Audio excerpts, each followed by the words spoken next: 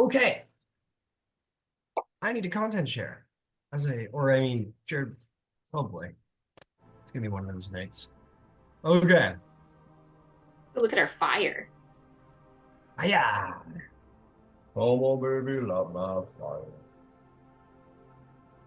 fire. You all stand around the fire, deep in the oh, I don't know. Deep in the Asilra wilds, in the boreal frostlands and forested regions of this place, you hold in your possession a dark crown, one with an evil will about it. It is intending to return to someone who might serve the Spider Queen well, or at least someone who will wear it, it seems. But you guys are not willing to give in to evil corruption, not even for fun, and are making your way to the holy city of Vasselheim to find clerics enough to secure this dark threat from any who would come for it. Um, and you're doing so far so good, making your way through the scary woodlands, having no concept or idea of what day it is on the calendar, of course, because we could get there in time for Winterfest, or not. Who knows? But what we do know is that there's many traps and troubles, spiders and other forested Arctic-y threats. You do not know when the Caedogeist, the inevitable end, will come for you to take the crown, but hopefully the powers of your ranger will be enough to evade you from her wrathful grips. I say grips because she has 6 arms. And you've also come upon a most strange offer. It seems a frostland nymph coming in representation of her circle and the patron, or some kind of contact at least, of Nyx, um, seems to have an offer. They said that they would be willing to perform some form of dark fey magic to forever, hopefully forever, capture this evil essence and hide it and bind it within a living tree. This offer is made in thanks to Nyx's Archfey contact, um, with the small price of defeating a frosty elemental creature that has been hampering their grove for some time. The offer is in consideration. Last we left off, Yvaine received a vision from Bahamut, who seemed adamantly against the Archfey. There are many gods with many different temperaments, but the god of honor and justice does not trust the wiles and selfish ways of the Archfey. And as we come back to our session, Yvaine, you sort of come back to reality. Your eyes roll back into their head, into your head, and everybody looking at you as you received this vision from the god of justice.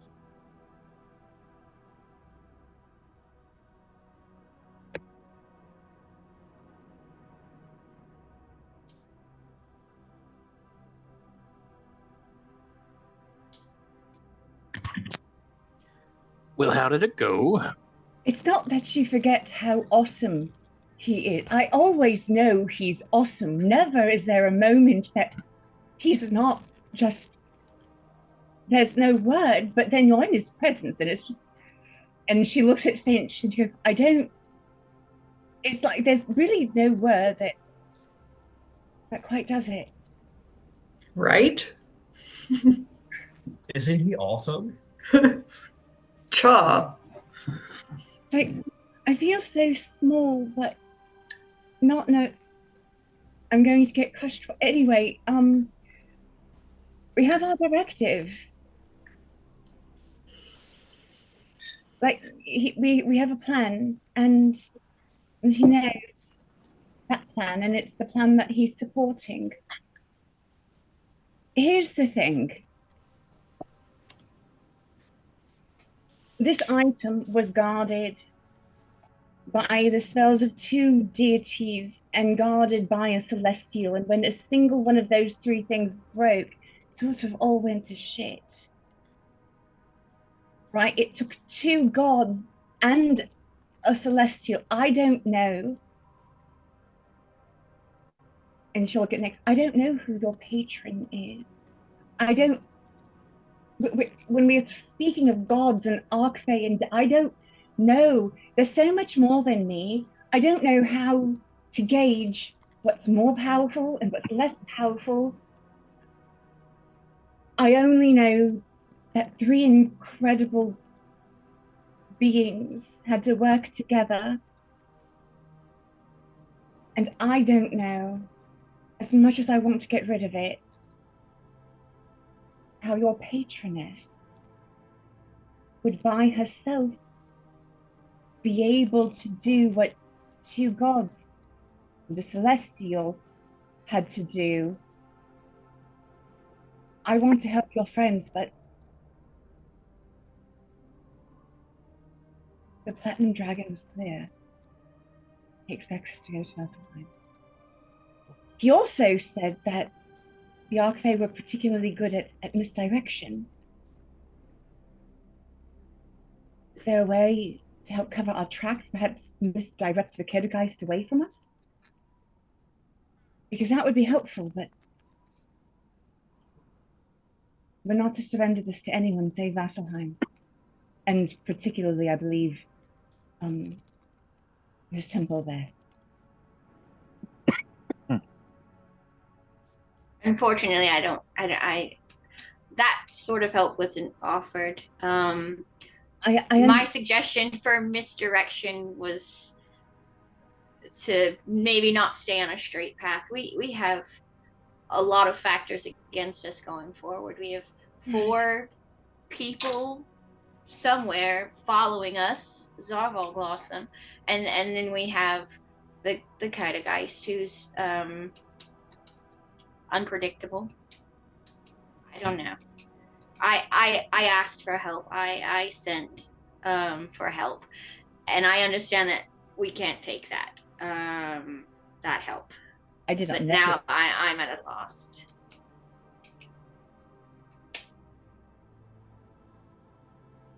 I did not know you had sent for help. I apologize. I did not understand. I didn't explain it very well. I must admit she terrifies me and is out of my experience. So I did reach out for help because we're moving very slowly, and even if we killed her, it buys us a day away from her. A day is so enough. I don't know. A day is enough. A day worth. How many more days do we travel? We've been traveling 3 days. We should have 4 more days if I'm correct. Might not be correct, but I can tell you in just a second. I feel like Ember would know as part of his keen mind sort of thing. His keen mind is very good. You could certainly recall what you had originally anticipated, but you're not looking at a map. This is very like guesstimate. This would be more Zarvolg's realm, in fact, I'd say. From where you currently are, depending on your passage, of course, let's see here. You guys are traveling in place. You're a little less than 5 days away. Again, it depends on you're doing like sort of like around the road kind of path, so it adds a little bit of time.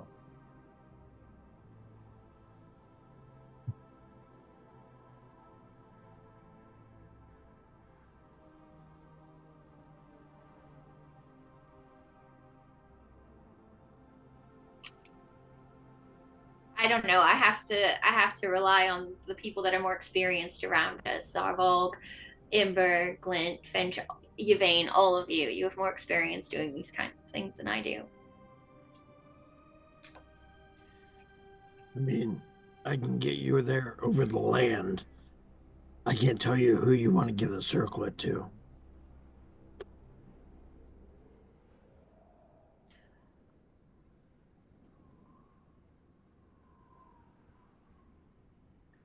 Likely one of the temples devoted to a prime deity.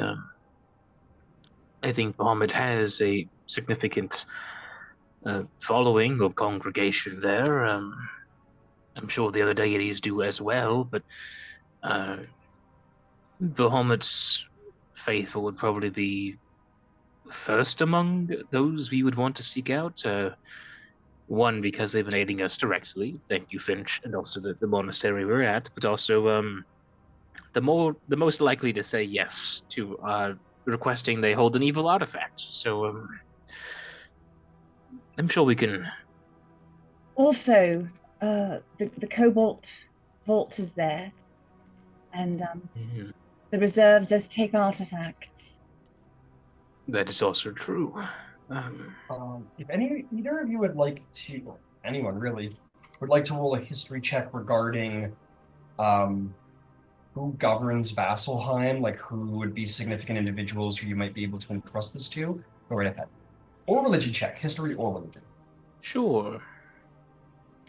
I would like to. Go ahead. Oh, go ahead. I'd like to roll a religion check, but would you let me roll some kind of check specifically for what she knows about the Cobalt Vault?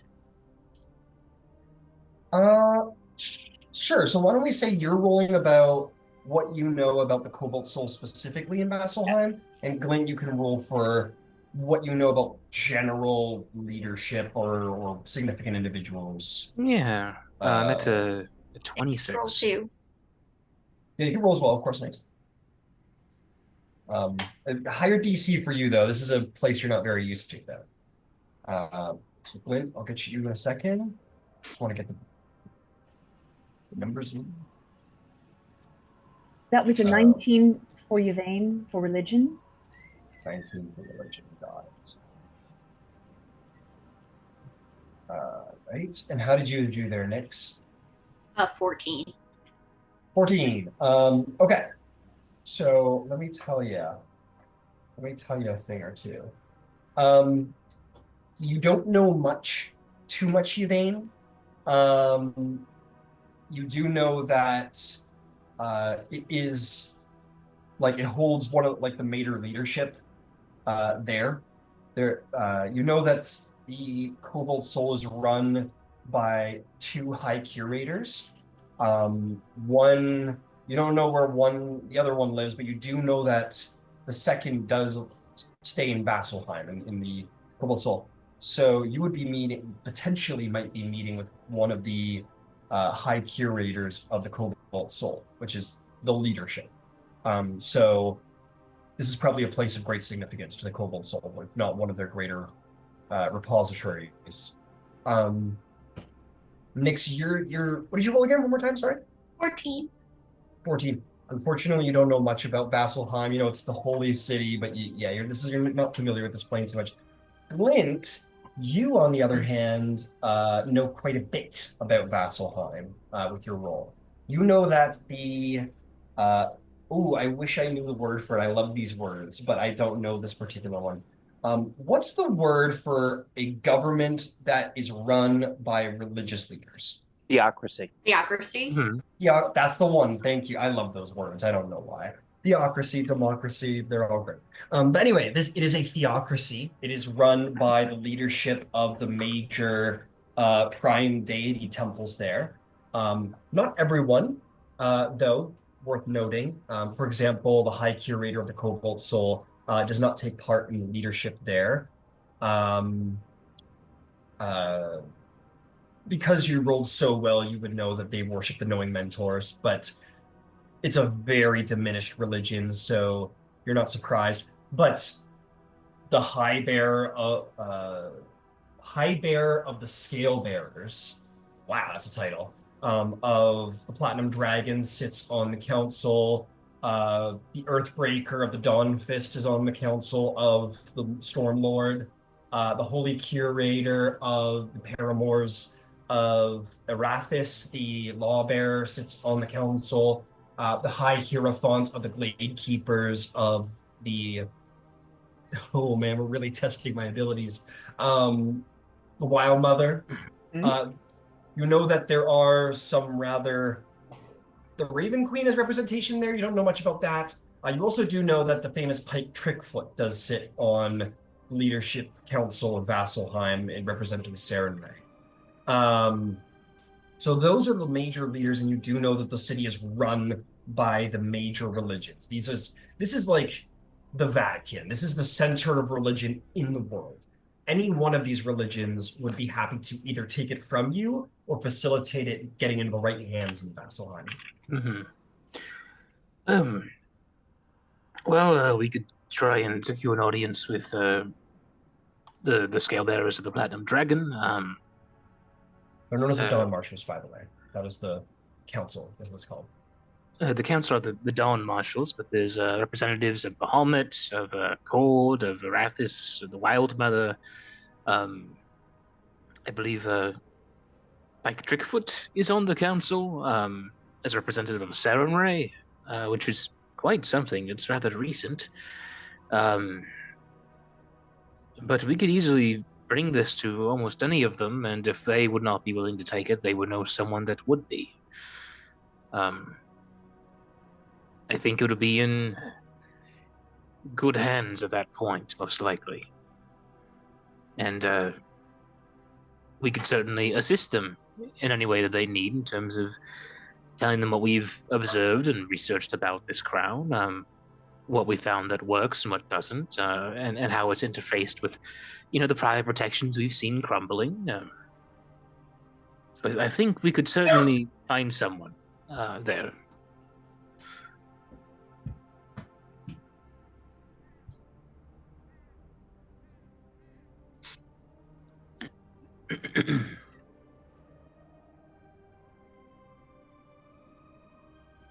Probably Bahamut. If you want me to keep going, there's just a long silence. I'm not sure if.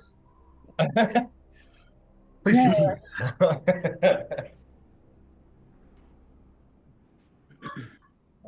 I mean,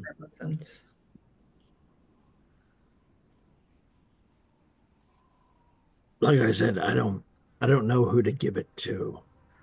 If you all have faith that giving it to one stranger is better than giving it to another stranger, then I guess that's what we do.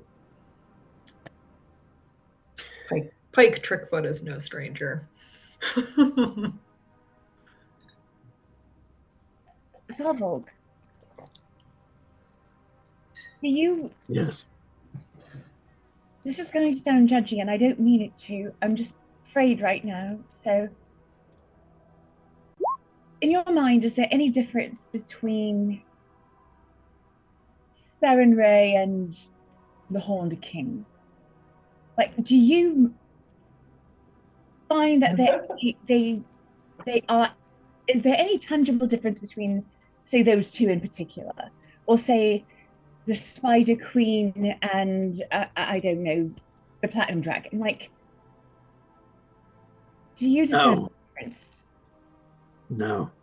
I've seen powers granted from deities, and deities abandon their people.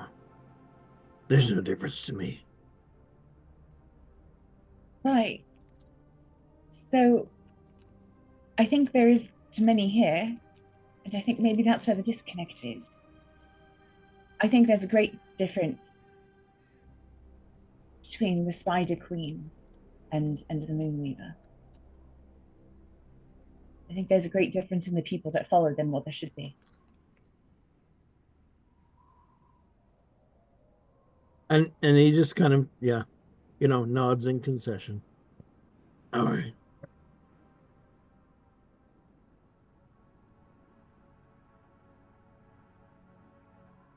Okay.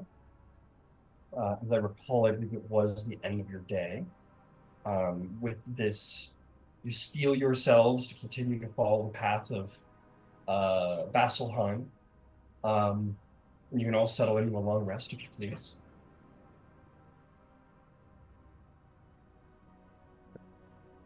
Alrighty. Okay.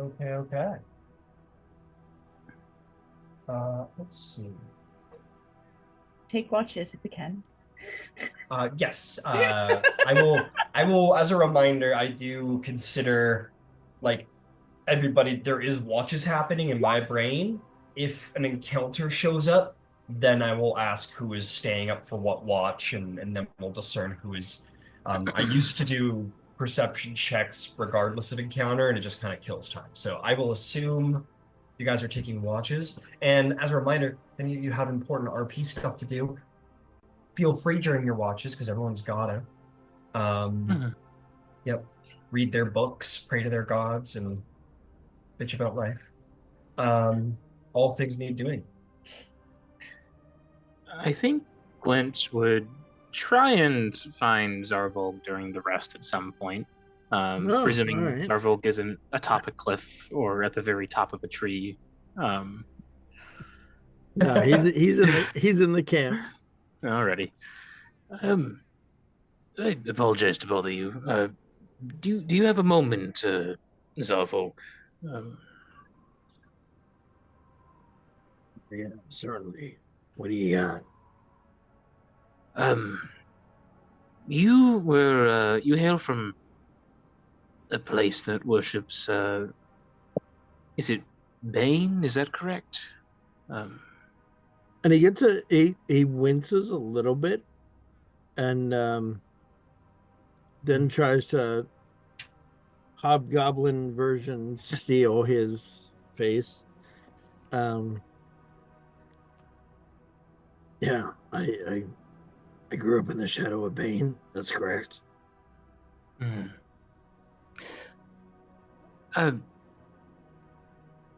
We do not need to speak on it if you would rather not. I understand simply from what else you have told us of your homeland that it is not a pleasant topic.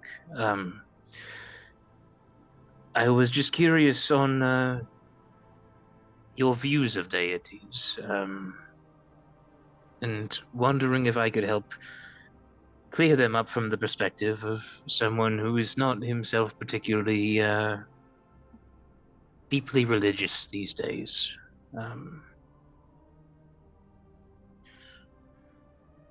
Yeah. All right.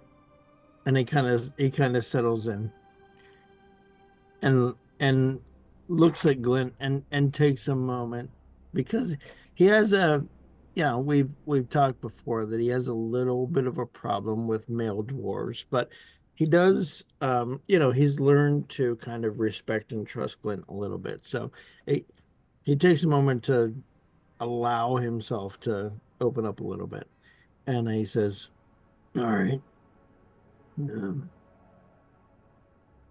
here's what I think I've seen. I think that I've seen the deities work in this group in the recent months.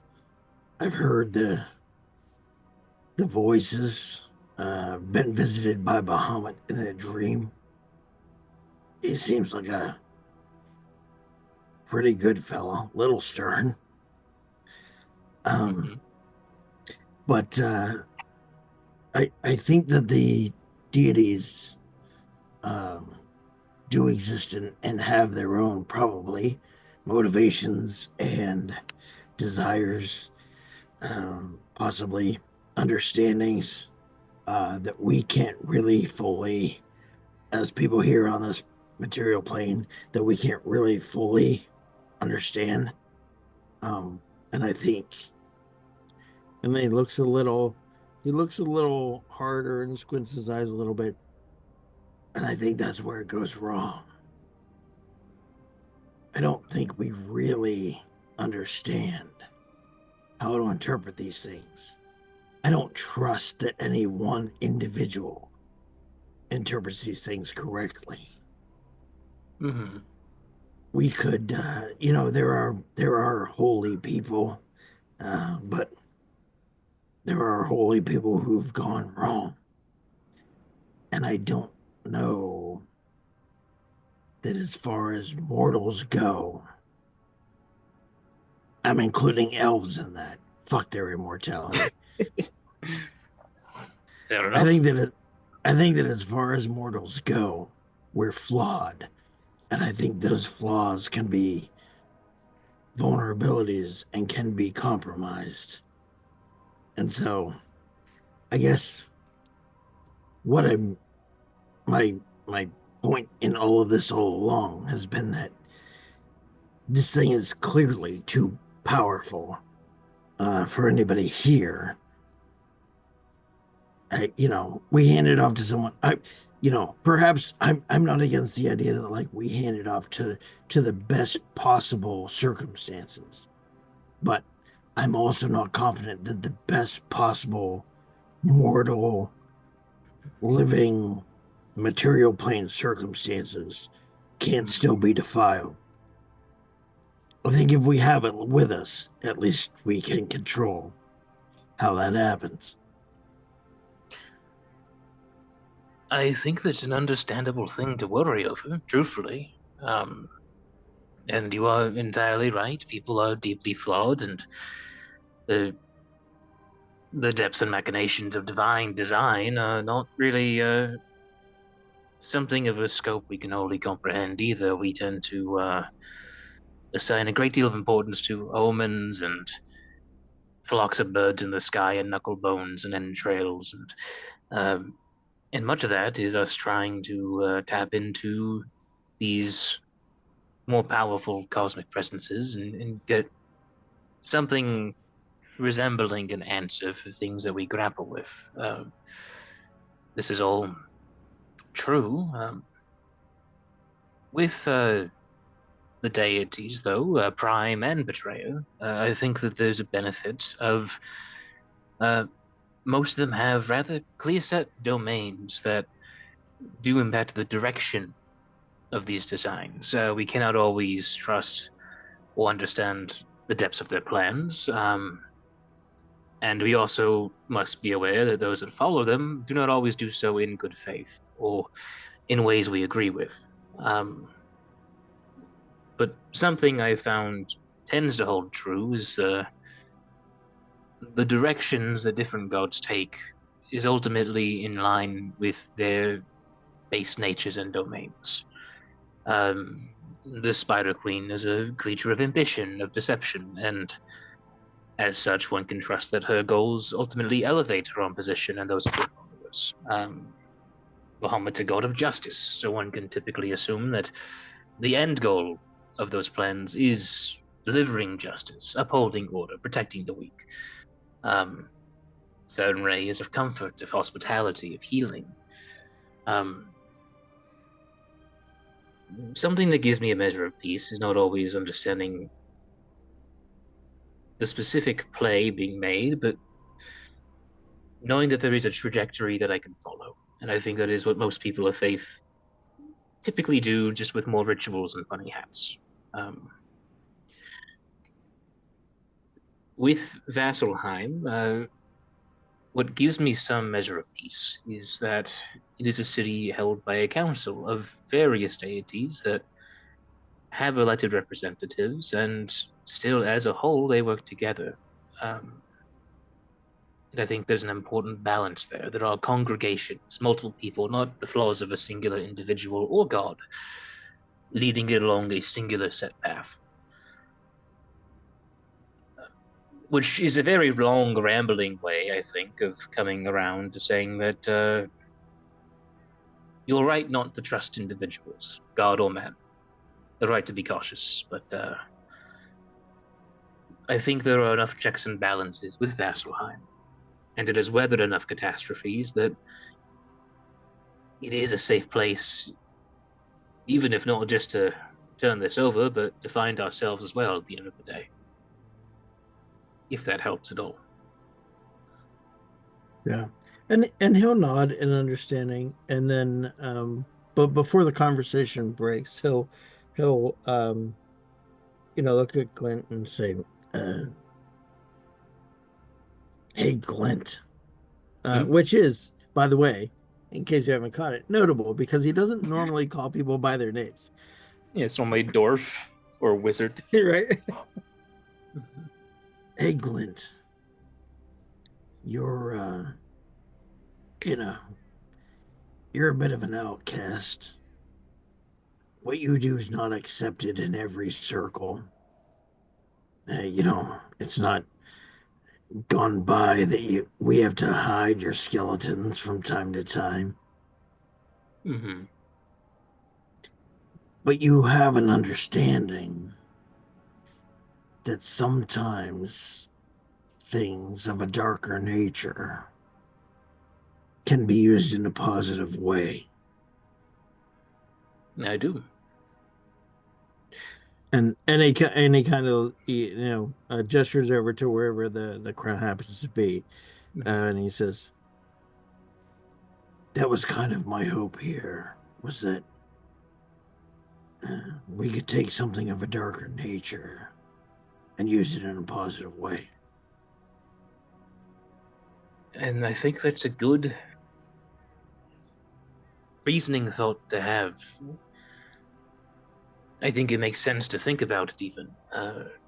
It's just in my experience when it comes to using such tools, I prefer my blades to have a handle attached.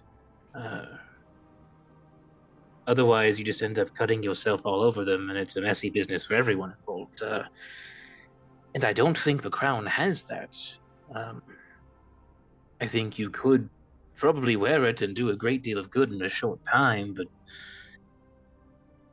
probably at a terrible and warping cost to yourself and to those around you. I don't think in the long run it would be constructive.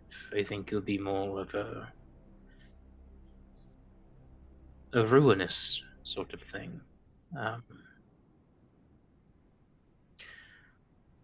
And I think that makes it very different from the tools that we have and the trajectories that you and I have chosen. I hope so, at least. I like to think that. I hope they were right. I hope that in the end, we're not found lacking power.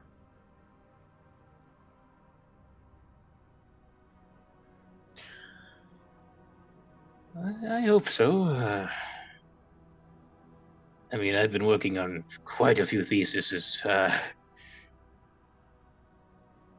It would be a shame if all of them were just poppycock at the end of the day. But I think we're doing all right.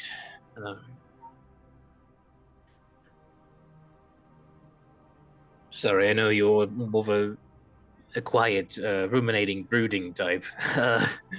I can leave you to it if you prefer, but I'll be up for a while, anyways. Well, I appreciate that you decided to seek out the talk, and I appreciate your perspective. I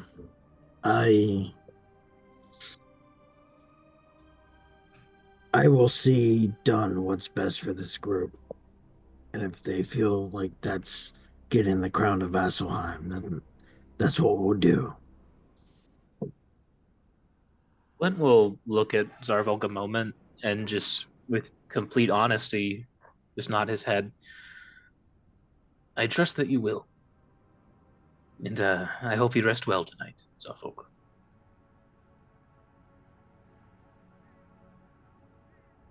Right. Yeah, so find somewhere to sit down and try and be comfortable as best as he can be. Not too hard in this thing. Okay. Does anybody else have anything to speak on this evening? I'll say for you, Finch, you'll have noticed that Beverly has become a little more independent. She's pretty much been like largely attached to you and like shining your gear and doing the thing like as she should, and she still does all of that. But like when she's not, she's usually like right at your side and watching what you do, very much like a kid watching their parent and like learning how to do stuff. Ever since the airship crash, she's been a little bit more independent. Because She'll like I shoved her off, right? I hate you, Mom. No, I'm just kidding. There's the proverbial kicking out of the nest, and then there's the physical. I uh I don't passive insight. I don't think you think it's that. No, I'm sure it's not. She probably isn't angry at you for saving her life. Probably. And no, perhaps it was like being responsible for Glint. Perhaps it was like having to have courage in the face of danger, having her own ward to protect. Whatever it is, this particular experience has. Maybe it's the acceptance of the group and herself as a changeling. Whatever it may be, she seems to be a little bit more self-confident, and she is a little bit more able to be independent. Mm-hmm. And you see that growing in her. Can I talk to her briefly? Sure. You see her up in a tree with a cloak, as Zarvolg has taken the day off, and she's been elected. No, I'm kidding. She's probably sitting, and she doesn't have the spear out because that shines very brightly. But she's like, she's sitting around, just keeping an eye out. And she definitely has a more intense look in her eyes. This is a very tense situation you found yourself in. You see the dark circles under her eyes, as many of your companions are growing. Yeah, you can talk to her. I'll just go like sit next to her. I'll like settle down. Hey, how you doing, kid? Oh, I'm about as good as could be expected. This is it's fine. I'm good. I'm okay. Okay. Is that the truth, or are you just telling me what you think I want to hear? I mean, this is all very scary, but I feel like I'm managing well. I'm being brave, looking out for, you see her eyes flit towards Glint as he sleeps. For, whoever needs it. I mean, you guys probably don't need much from me. I'm just kind of the squire, but I'm okay. I'm okay. Okay. I feel like a lot has happened over the past several weeks now, and I don't really think you and I have had like too much opportunity to talk about some of the things that have transpired since then. I'm incredibly grateful that you feel so comfortable with our group, expressing and showing who you are, and I wanted to come to you because I know that I'm learning through all of this, and I'm just curious: is this form that you present, is this truly who you want to show to the world, or is there a more comfortable form that you'd want to be in that you're afraid that we might not accept or others might not accept? Well, because you said you took over this appearance of somebody else, so this isn't really who you are. I mean, if you believe that it is, I'm not going to deny you of that, but you said yourself that you mimicked the image of someone else in wherever we were. Well, where I come from, changelings we don't really we're very gender fluid, like whatever we are at that time is what we are. So like right now, like, yeah, like I'm a girl and I feel like a she, but if I became a guy, then I'm a guy, and I don't know. So that's the whole thing. No, I'm not, actually Beverly. I I like being Beverly because it's who you all know me as. Well, we could know you as whoever you want to be, and that's why I wanted to talk to you, because this is great. If this is what you want, that's fine. But I know that you were presenting yourself differently, I'm assuming, before you took on this shell, whatever you want to call it, this imagery that you present to us. Right. And again, if that's how you identify and, you know, that's the name that you choose and this is the image that you choose, that's fine. I just wanted to make sure that you're not hiding. Not only that, let's take it a step further. Not only are you not hiding, but you know, I'm not certain if you've ever taken the opportunity to express yourself by like what you think and what you want. Maybe if you have the ability to make choices with your appearance or how you present yourself, maybe you could give consideration to that and be something completely different versus just presenting a mirror image of somebody else. That's all. I've thought about that. I've thought about that a lot. Mm-hmm. Um, I mean, in the Feywild, I was just a changeling.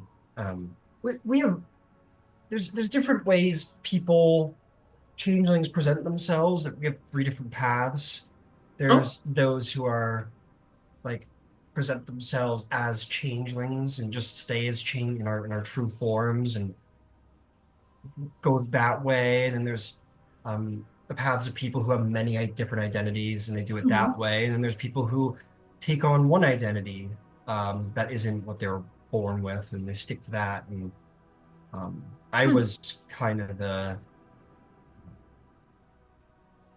I was the first kind where just kind of a changeling and then used my abilities when I needed.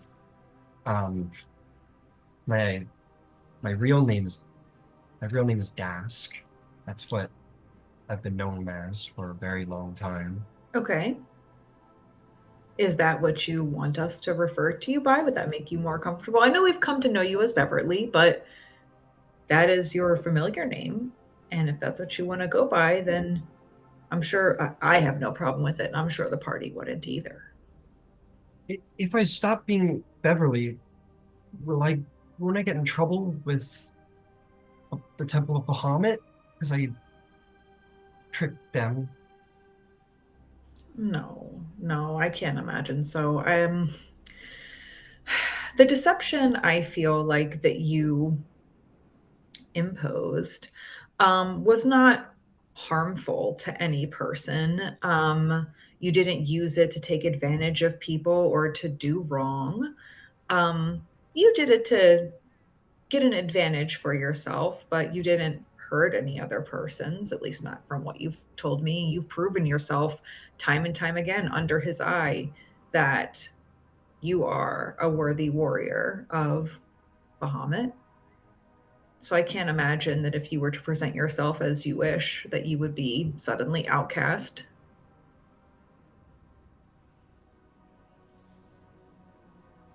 Um, I,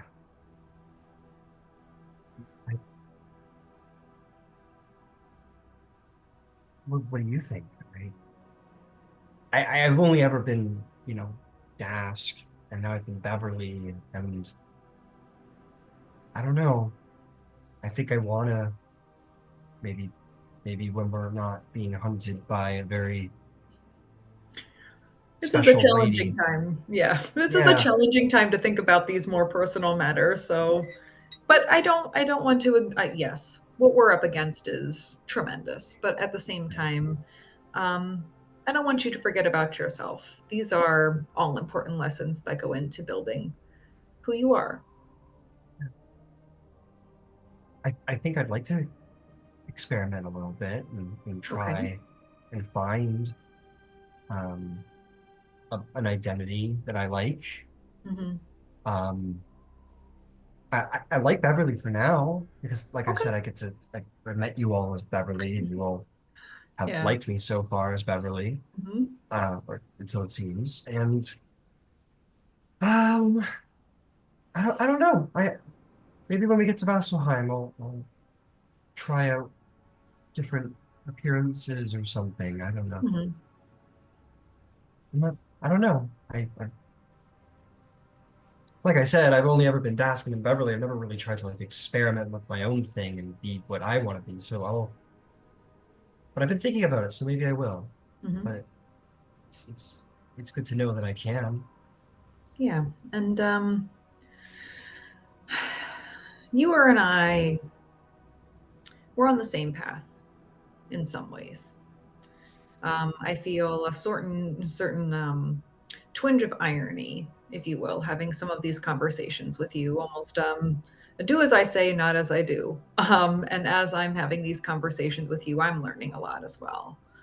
I mean, you know my story. A little bit different from yours in that I was unaware of my celestial blood until it decided to show itself in the face of danger and fear. And I won't say I've denied that part of who I am, but it definitely was a lot to accept, especially with all of the attention that came with it, the positions that it put me in. And it's taken a lot. And I've had guidance here and there. I don't know if anyone else who I've surrounded myself with has really known how to respond. So it's taken a lot of self grace to accept what I represent, I think, to a lot of people. And then finding our way to the monastery and hearing about the prophecy. It's a lot to undertake. Mhm. So I feel like you and I are on um, similar pathways. So I just want you to know that even though they may not be exactly the same, we are in this together. Yeah. I I never liked being a changeling much. Mhm. So I get it. People always want you to do things that are, Do tricks for you know, them, right? yeah, everyone wants you to trick people for them. And Mhm. it's, there's no, I have a hard time finding ways to be a changeling and also do good things at the same time. Mhm. Um, I, I hope you don't, this doesn't sound bad, but I'd do anything to be like you, Finch. I mean, people really like you for what you are, you know? I think they like me for what they think I represent. They don't know who I am as a person. They may think that I do. I mean, you do. You know who I am as a person. Our party here knows who I am as a person. I think that with a lot of things, they like the iconography and what they think that I represent to them. And I recognize that as my role in all of this. And that's been a lot to accept. But I'm flattered nonetheless. No, yeah, I, I, I know it's hard on you. I see it, and I, I am, I'd trade you if I could. Um, I, I get what you mean, and I feel the same way. I mean, when you have 100 different faces, you have a hard time getting too close to people, Mhm. really getting close to people. So I get it. It is kind of ironic. Mhm. Well, well, thank you a lot for, I don't know. I thought you'd all hate me when you No. found out. Uh, and it's really surprising and good that um, you don't dislike me for it. So, Yeah, I mean, even though it might not be, some of us have more similar paths than others, we're all kind of converging down the same road together. mhm. You've heard everyone's stories. Everyone has something different that they're struggling through or searching for or trying to find. And you're welcome here, your family here. And she'll just like give you a hug. Um, and she'll just kind of, you guys will look at the fire for a minute and she'll go, "Do you think I should like present as like a dwarf or like an elf? Like what do you think would be fun to present as?" I don't know. And then I feel like it could be a fun conversation of like, oh, you Yeah. could literally be anything. Like, like how do you choose Yeah. even? I know, and yeah, and you two start like gabbing about that. Just like I could be an elf. People think I'm so smart because elves are so smart. And you guys just like get into it, and talk about Mhm. yeah. Um yeah, and she'd tell you like she can only become like medium-sized creatures, Yeah. and she is actually like similar to the age she appears. She is actually like very young. She's not like some 50-year-old in Oh presenting as like yeah. a six, yeah, as an 18-year-old. I'm Um, actually 600 years old. I actually just turned 18. Um, and no, so she's yeah. So yeah, you guys talk about that a little bit and dab on about that into the night and find yourself kind of forgetting about the imminent potential assassin and horrors of the nights and just kind of have a little talk. And she asks you about what you'd like to be if you could be not a angel. And I yeah. feel like when Beverly like has their moment of like choosing what they want to be, I want it to be like a movie montage, like an early 2000s like movie montage where Yeah. she like or like from Mrs. Doubtfire, you know, when like Robin Williams is like trying on all the masks and she like comes out of a dressing room and she's like an elf and then comes out and is like a Goliath and comes out and like this and we're like, we're all sitting there like, no, no, no. Yeah.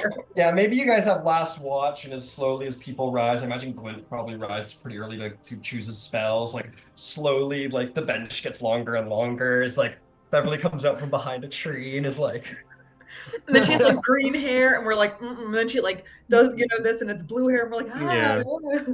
yeah, It's every like early 2000s makeover sequence in a cartoon. Exactly. Right. And There's then like a all there's that like she really needed- goblin one, and she doesn't even come out, and we're like, no. yeah. She barely she takes one step out as a goblin. Everyone's like, no, and she's like, it's like, Hey, this is me. I'm Beverly now. this is me. You can But call me and then Bevy. the secret is all she really needed was to take her glasses off, like every other Right. 2000s movie, Blow her hair out a little bit. and take her hair out. Yeah. Yeah.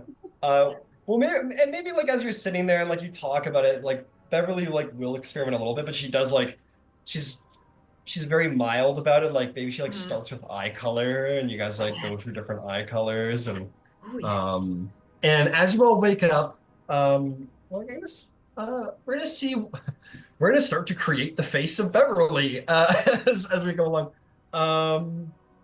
Would you have any suggestions for what you think Beverly's eye color would be a cool eye color to have? I don't know.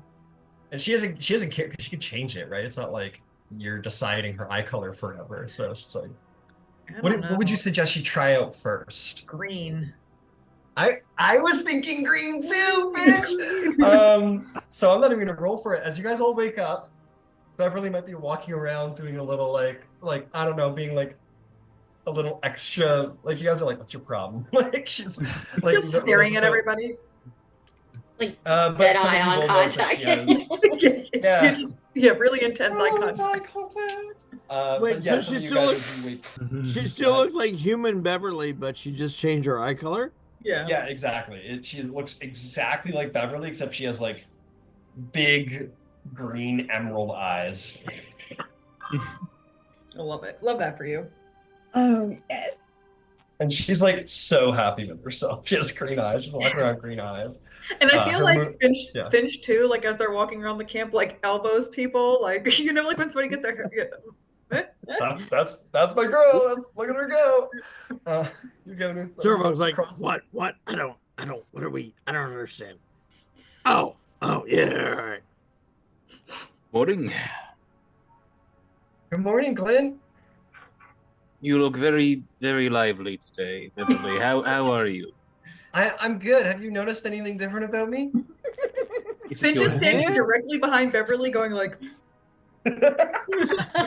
Oh, your eyes. They used to be a different color. That is true. That is true. She goes, do you like it? Do you like it, Glenn? I think they look wonderful. Oh, okay, cool. Thank you. She like runs off. She goes and writes in her book, Glenn saw my eye color today. Big Dear blue diary. letters. Dear diary. Everyone loved it. Oh my god. Incredible. So the sun will come out. That's honestly my favorite thing that just happened all week. Beverly eye color makeover, hilarious. It is a cloudy day today. It's not too windy. The wind is rather still, and you wake up and you can continue your journeys through the timberlands. Yep.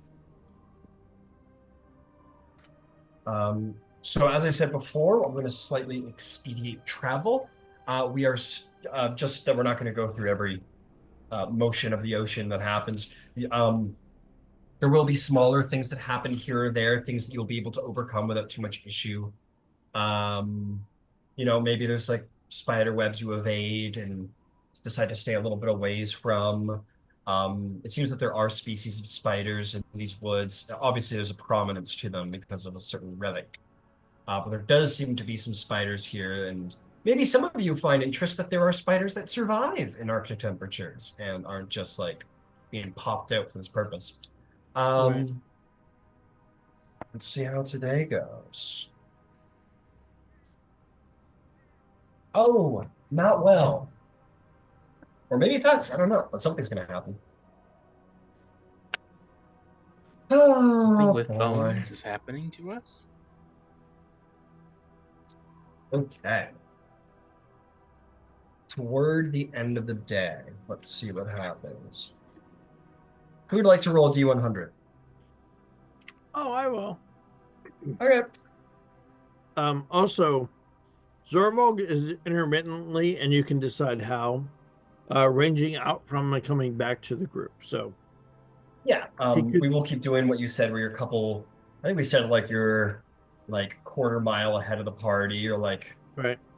And just kind of, and then you fall back intermittently. 58 is the D100 roll. 58. Let's see how cool your lives are.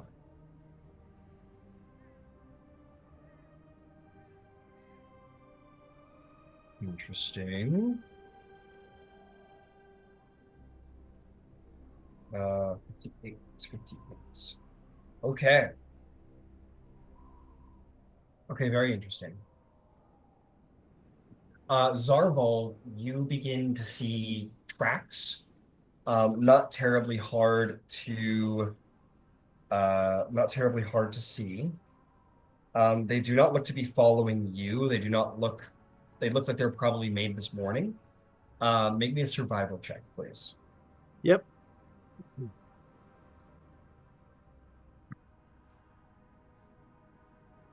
19. 19. Just getting some information for you.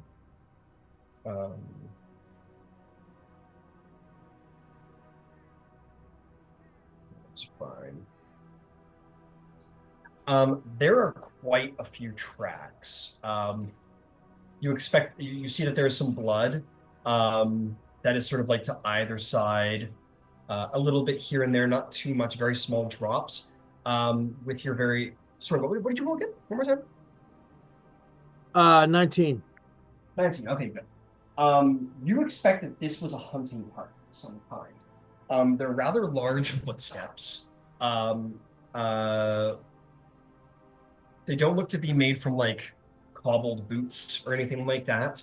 You expect these are wilder folk who are probably native, and maybe were out on a hunt early this morning.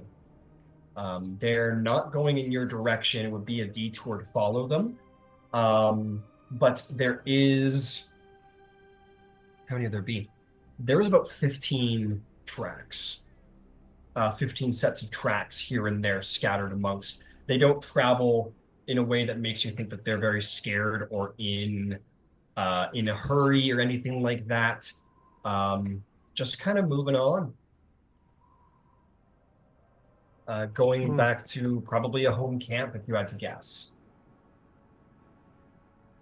Can I tell what direction they're going in? Yes. You don't know cardinal directions off the top of your head. But you can see the mountain, so you would know that they're heading deeper into the wood. Like I said, these are wilder folk as well, as you know. And you probably are traveling as such, deep in the wilds. Do I know in general how far these wilder folk tend to range? Probably not, huh? You are not of this continent. You don't know the Yep. cultures here. Fair enough. All right, These are I probably guess I wilder would. rangers, hunters, berserkers, something like that. Sure. I will, I guess at this point, then I will range back to the group and share that information Sure. and ask them, do we want to make contact with people? Well, do we want to make contact with folks out here? Do we want to try and find a small settlement, a little camp? Or do we want to move on unnoticed? I think that well, maybe not necessarily unnoticed, but I think we can avoid intersecting with them if that's what we want.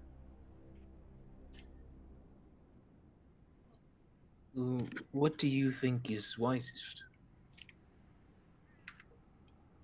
Honestly, I don't know the people from this region. I mean, they don't seem to, unlike the folks that were following us a few days back, they don't seem to have an intent toward us one way or another, which, means generally not necessarily an evil intent. That doesn't mean that they're not desperate and hungry and poor and all of those things. So we can continue on and avoid them, and our lives won't change at all.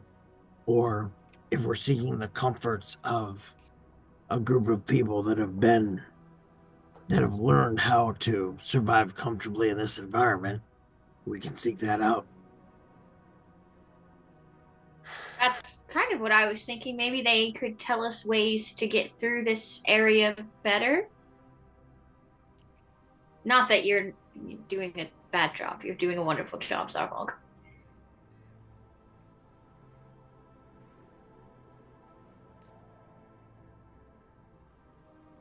Well, you and Yvaine are the most versed when it comes to wilderness of any kind. I'll ultimately trust your judgment over mine in this sort of thing.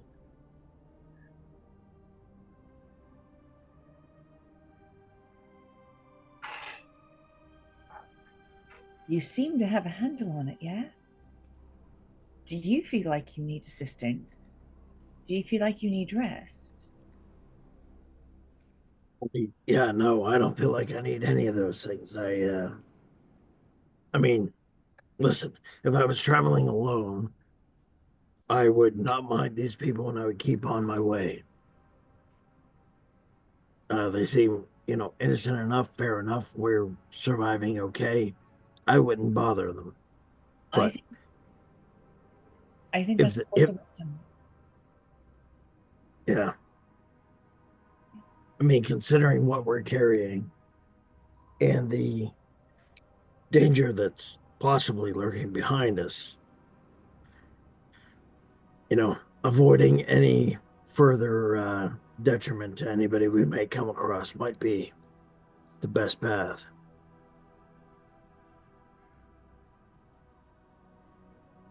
I agree completely.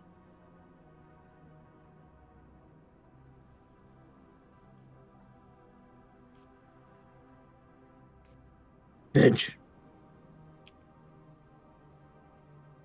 what do you think people are now?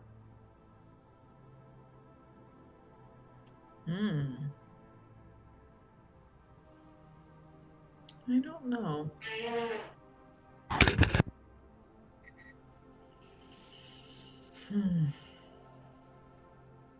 That is tough. Beverly says, they could be bandits for all we know. Honestly, I'm fine seeing if they're bandits. I hope they're bandits. I mean, I hope they're not, but I'd be okay if they were. It's sort of a making lemonade out of bones and all. What's that taste like? What? So messed up. When life gives you bones, make lemonade. Exactly. Just sounds like you're trying to distract yourself from something horrible that's happened. That too. Ember, what do you think? I think the sooner that we're done with this, the happier we'll all be.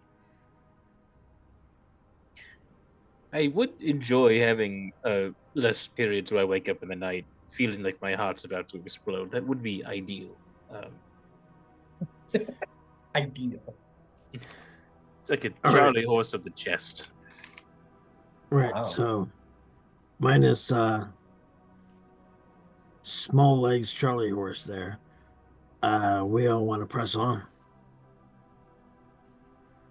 My legs are very normal sized. All right. We're gonna ignore the tracks and move forward.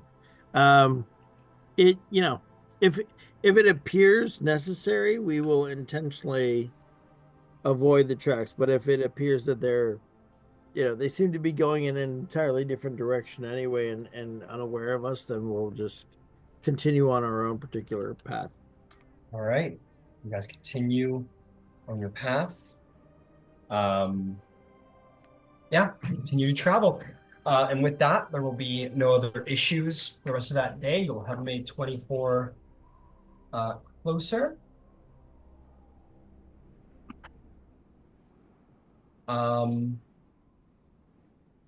Okay. I'm going to have you guys tell me who's taking watch and who's taking watch when. Glenn will take a watch in whatever stretch is a particularly dark part, so probably second or third watch. Okay.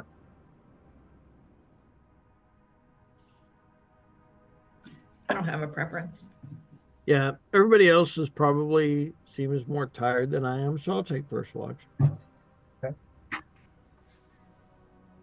I'll take the split shift at second. Okay. Cool. Next, Yvaine. I'll take first watch. First watch. I guess I'll do the last. Last watch. Cool. Mm-hmm. Maybe Finch does as well then. This sounds like a lot of doubling. On fourth watch, very early force, maybe 10 to 15 minutes after third has gone to sleep. You guys are sitting around. There is in a tree very close by. Whatever the closest tree may be, you hear a very pointed sound of a thump. And as you turn your heads to look, there is an arrow stuck in that tree, and there is a little slip of paper. A message, yay! Message from a bow. Pre-message cantrip message. just shoots and nicks, and then Finch opens it and it says, "Hey Finch, how's it going? What you doing?" You anyway, up? you up? Yeah, exactly. Okay. You guys do anything? What do you do? I guess Nyx will go up and retrieve it. Okay. You retrieve it. And then yep. We can read what's in there. Read what's in there. Yeah. What languages do you speak? Nyx speaks Sylvan, Common, and Elvish. You don't understand the language. It's a very harsh language. I'm gonna check something out on that. But yeah, you don't know what this language is. I don't believe it's even in a script that you under. Oh, it's wrote in Elvish, but it's in another language than Elvish. Ooh. So Finch, I cannot make heads or tails of this other than it's I recognize the writing, but not the language. What about you? Do you understand any of this? Finch is limited with their language. You wouldn't understand it either. Yeah. So maybe we should wake some people up. This seems a little pressing. I'll go over and I'll gently wake Glint up. Yeah, is it my watch again already? No, I'm so terribly sorry. Thank you. We received this, and I was wondering if you could help. Certainly, that's an arrow. He just goes back to Just a swing.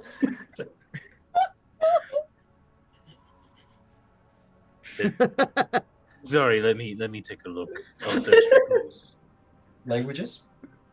Common, Draconic, Dwarvish, and I also know comprehend languages.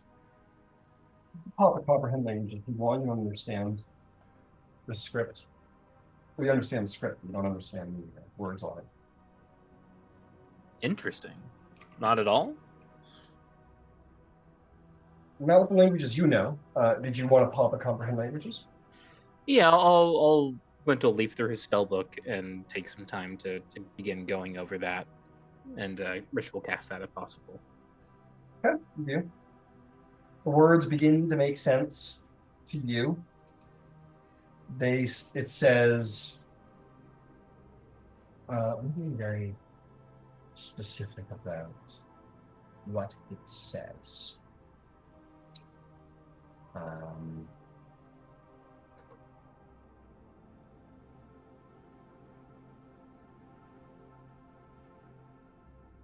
Okay, here we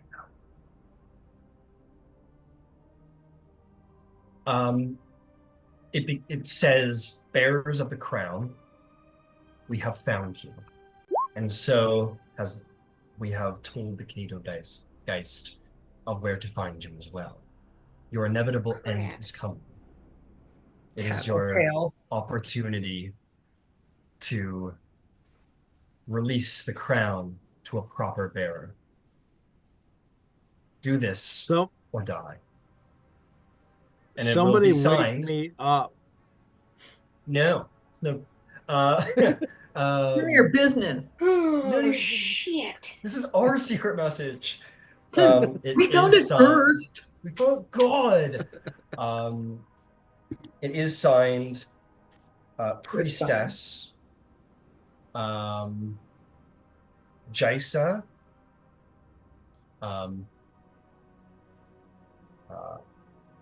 trying to find one that isn't totally unpronounceable.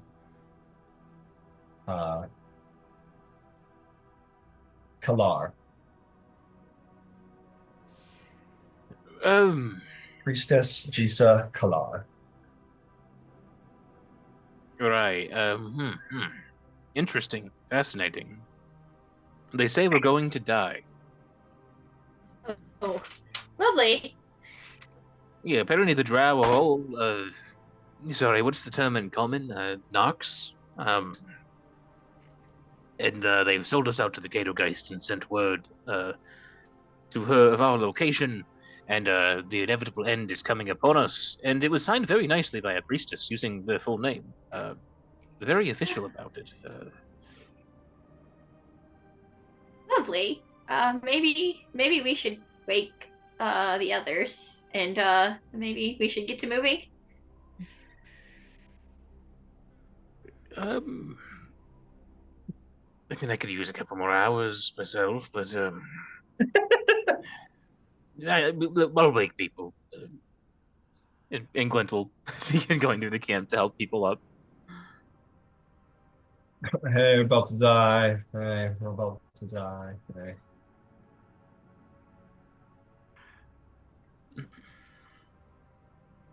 Okay, you're all up. I presume the contents of the message are spread amongst you.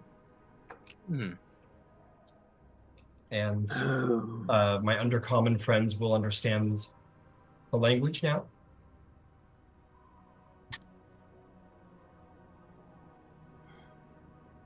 I don't like to be threatened, especially in undercommon. Let's go find them. To go find the drow? Yeah. That is fair. If they're going to be trying to follow us and send updates of our location, that is going to probably have to be handled.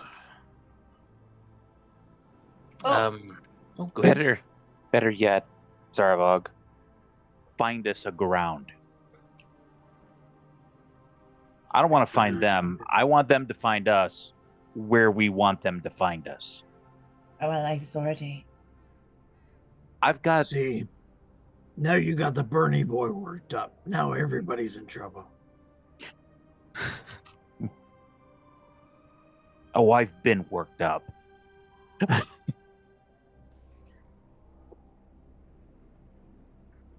All right. Go ahead. I was just gonna say we will try to find a tactical position. What would be an ideal tactical position for you guys? Like, what would you be We looking want for? higher ground, good visibility. Very low cover. Yeah, open area on as many sides as we can. It doesn't. These trees don't seem particularly leafy, so it seems See, like this if we is- find behind the ground. This isn't a very good example of where you are. I think I more put the board in for aesthetics. Where those Sure. trees are is more accurate to where you guys are. There's lots of thick pine trees all around. All right. I guess we're trying to find first priority is we're trying to find highest ground that we're able to observe. The Yeah. next priority is that we want as clear of line of sights as we can find. Yeah, a good bald spot would be fantastic because I have more arms than I care to think about. She can ghost into a tree and out of a tree, and that'll be a pain in the ass. But if there aren't any, she's stuck using the ground. It's true. Good point. I'm going to put you guys... well, first off, make me a survival check, Zarvolg, to see if you're able to scout such a place. Do you intend... I guess all of you guys would all go together as you investigate the surrounding woodland to try and find such an area. 16. 16. It's difficult to find high cover without going a couple miles back as you are quickly leaving the mountains behind. But you do find a place, as you said, with low cover. You have a good vantage of the surrounding forest. It is a little bit of comes to a dip in the center. It's a little bit of a low ground, but it gives you a decent advantage around. It's not perfect, but it is it's the best you could find in the dense boreal forest.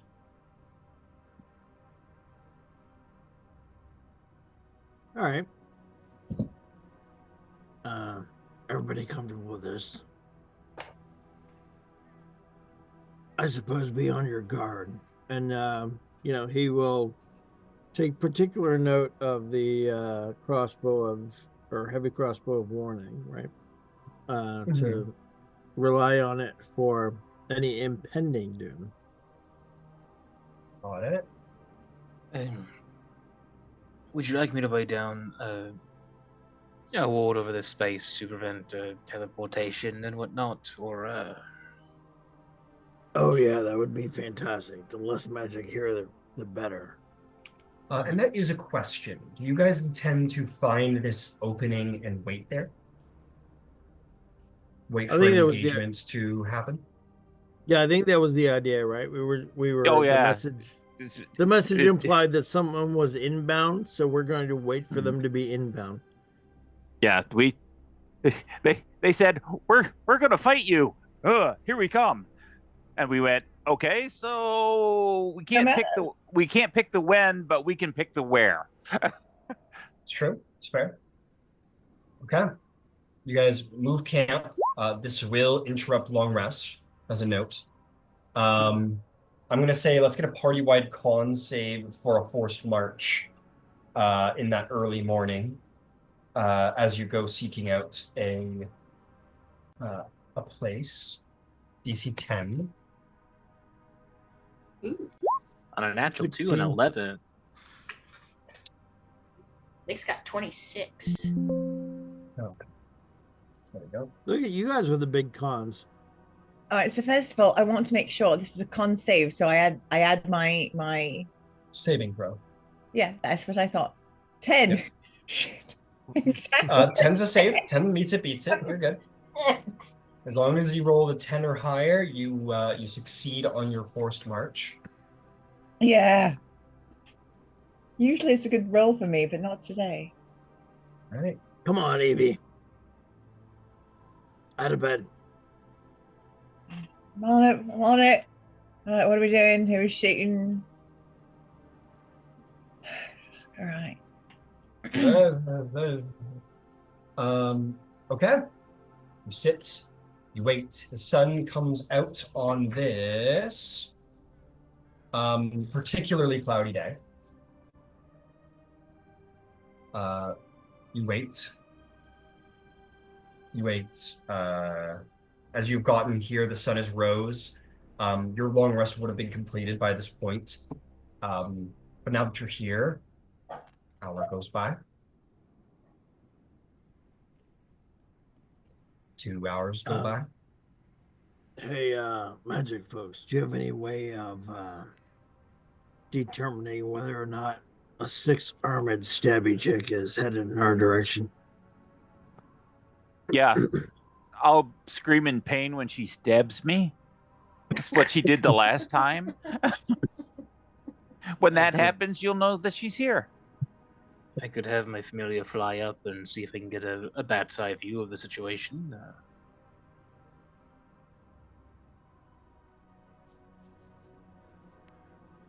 It's possible, otherwise they might just be trying to waste our time. Yeah, I feel like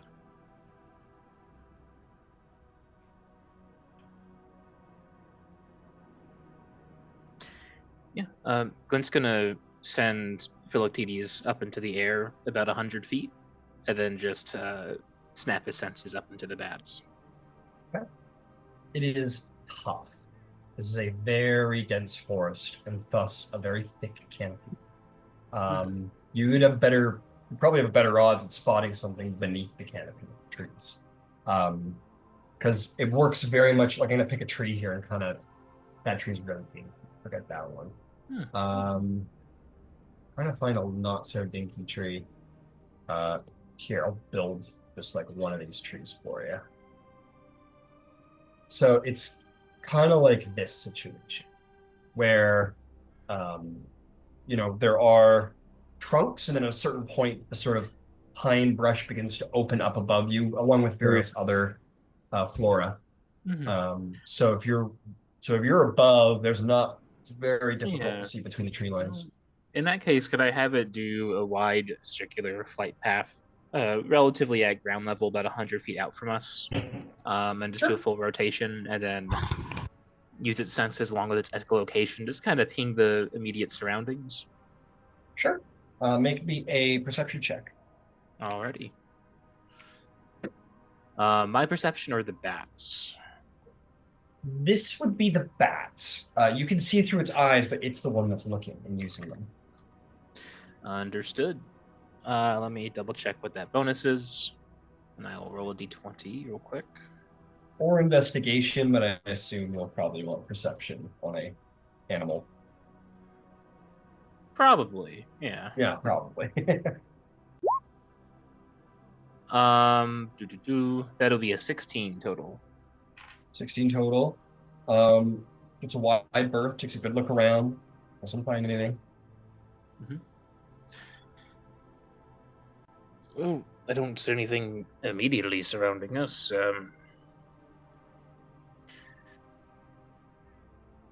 If they're drow, they'll probably be coming during the night. Yes.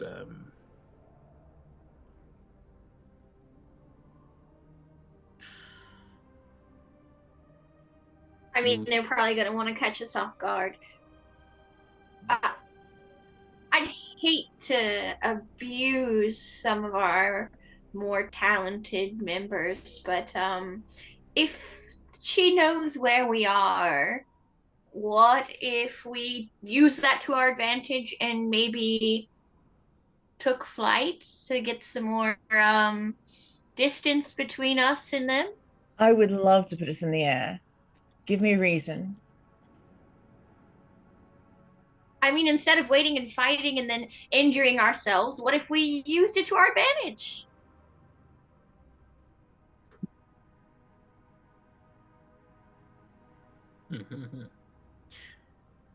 That could work. It's already been 2 hours, and I figure either they're going to attack us at night, or they're just trying to have us wait in this spot and give him more time to catch up to us. I can make up the time we've lost in 2 hours in the air. Mm-hmm. Ryan, during Yeah. this waiting time, can I periodically ping primeval awareness for humanoids? At this point, at this 2 hour mark, you ping out your primeval awareness. You would sense. What did you sense?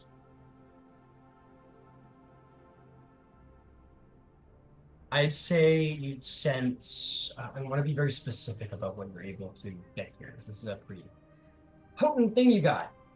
Let's see.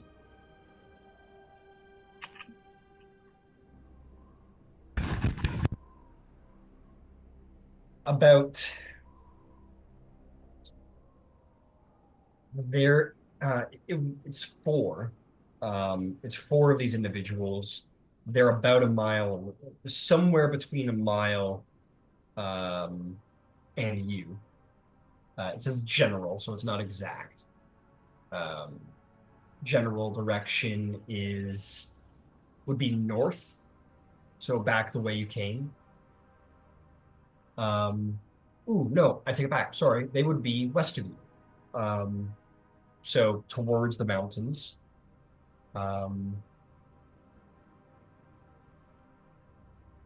Obviously humanoids. And that's what you get. Should have done this earlier to find out where the shooters were coming from when they were within range. I'll be. It says general distance in miles, so I would say less than a mile.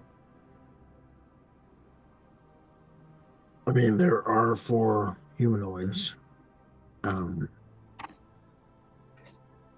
approaching, or not necessarily approaching, but not far off.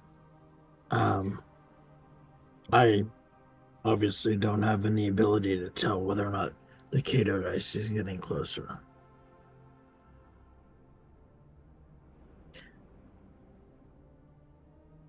Well, maybe we can use the flight to run down those 4. Would that be doable? Why would we do that? And otherwise, they'll keep tracking us and potentially sending out updates if they can.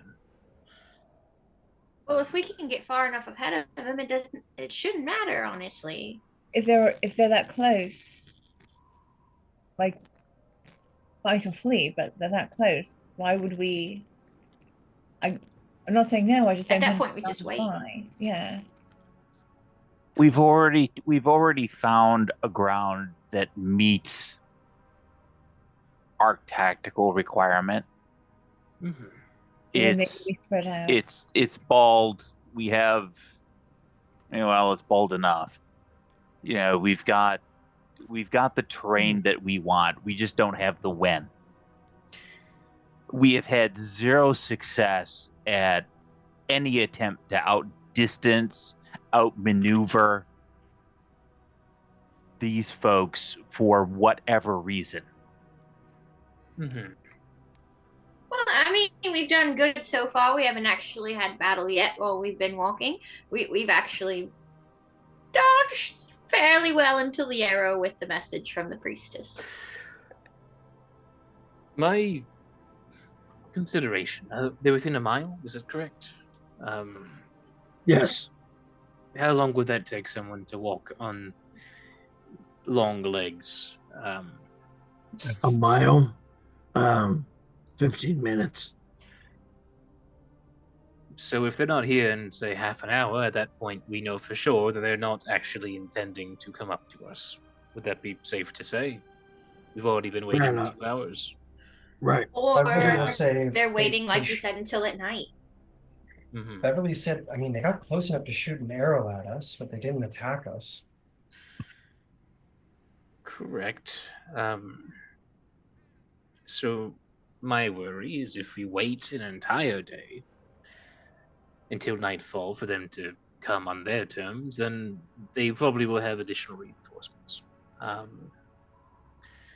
And even if they don't, that is a full day of us not moving.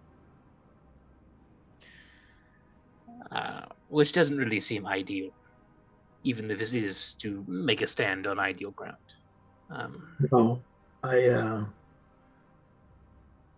I'm thinking that if they really meant to see us be attacked, lose the battle, and lose the crown, they wouldn't have sent us a message in the first place. Yes, the intention seems more to force us to hand it over. Yeah, but I think that it seems like their alliance, their cooperation with the Caedogeist seems reluctant. Otherwise, they would have just shown her to us without saying anything to us. There's really no reason to alert us other than to alert us and to benefit us in that way. Unless they're playing mind games, psyching us out, Yes. making us waste respectfully, time where we are. I love everyone, but we either need to move or stand. And if we're going to stand, then we need to make that decision, because now we're just going on tangents. Yeah, I don't mean to be rude, but crowd in big. That's why, circling back, if they're not arriving and approaching us in half an hour, I'd rather not spend an entire day just waiting, letting everything else catch up to us. Thank you. So is the party plan to attack, wait, or flee?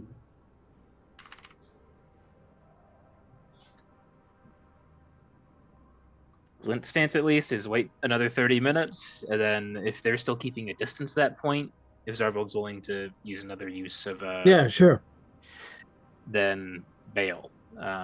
Because at that point, it seems like they're trying to get us to waste a day, give things a chance to catch us, and then engage us in the darkness. So we're going to wait 30 minutes, and if they don't engage, then we're going to jet. That's my understanding. Mm-hmm. All right. Okay. So you wait 30 minutes. They do not appear or arrive. You're back in the 100-foot radius, I believe you said it was. Yep. And it has blind sight 60, so it can kind of sense its surroundings from that point. But How far? Yeah, I mean, I'll try and primeval awareness again and see if they've gotten any closer.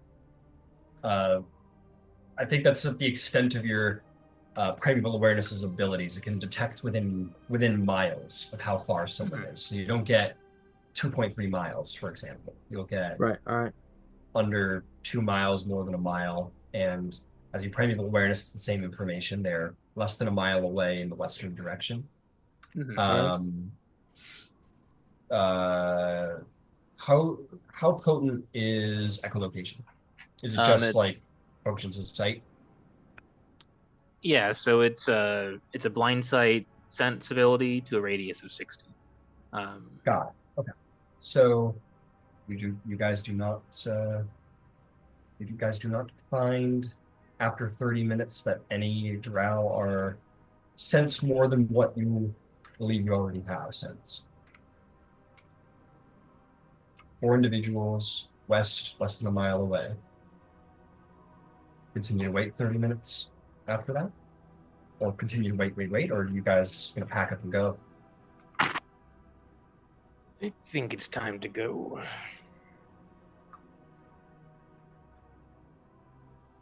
Ben's like asleep. He's got like his head on his paws. Oh. Happy's like on top of Ben's back, like sleeping.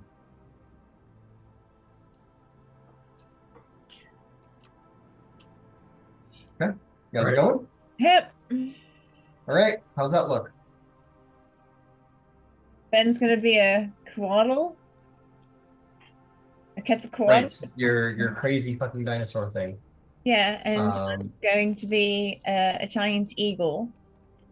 And, so as you cast polymorph and you turn Fen into a giant flying pterodactyl, you will all notice something rather bad begin to happen around you guys. Zarvolg, you get pinged, and you're like, okay, something's up. All at once, you are going to see crawling from the edge of the tree line hundreds and hundreds and hundreds of spidery feet, and then wings, bug wings from those spiders Shit. begin to flutter, and they all fly at you and form a 20-foot radius sphere around you of flying winged spiders. You all suddenly can't see. There's spiders in your hair. They're all around you. It's terrible. It is difficult terrain. It is going to require a con save from the party.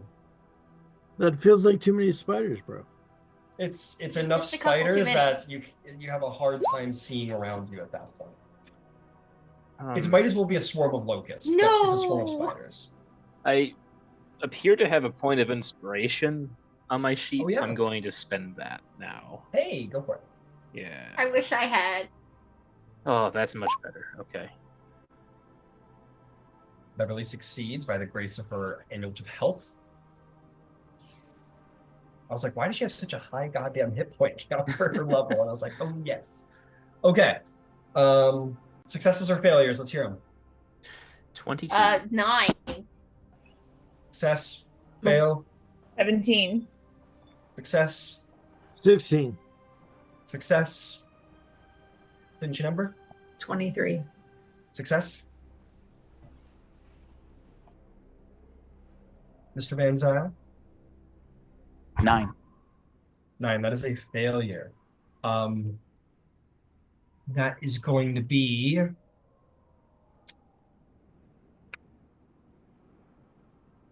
for my success, or sorry, for my failures.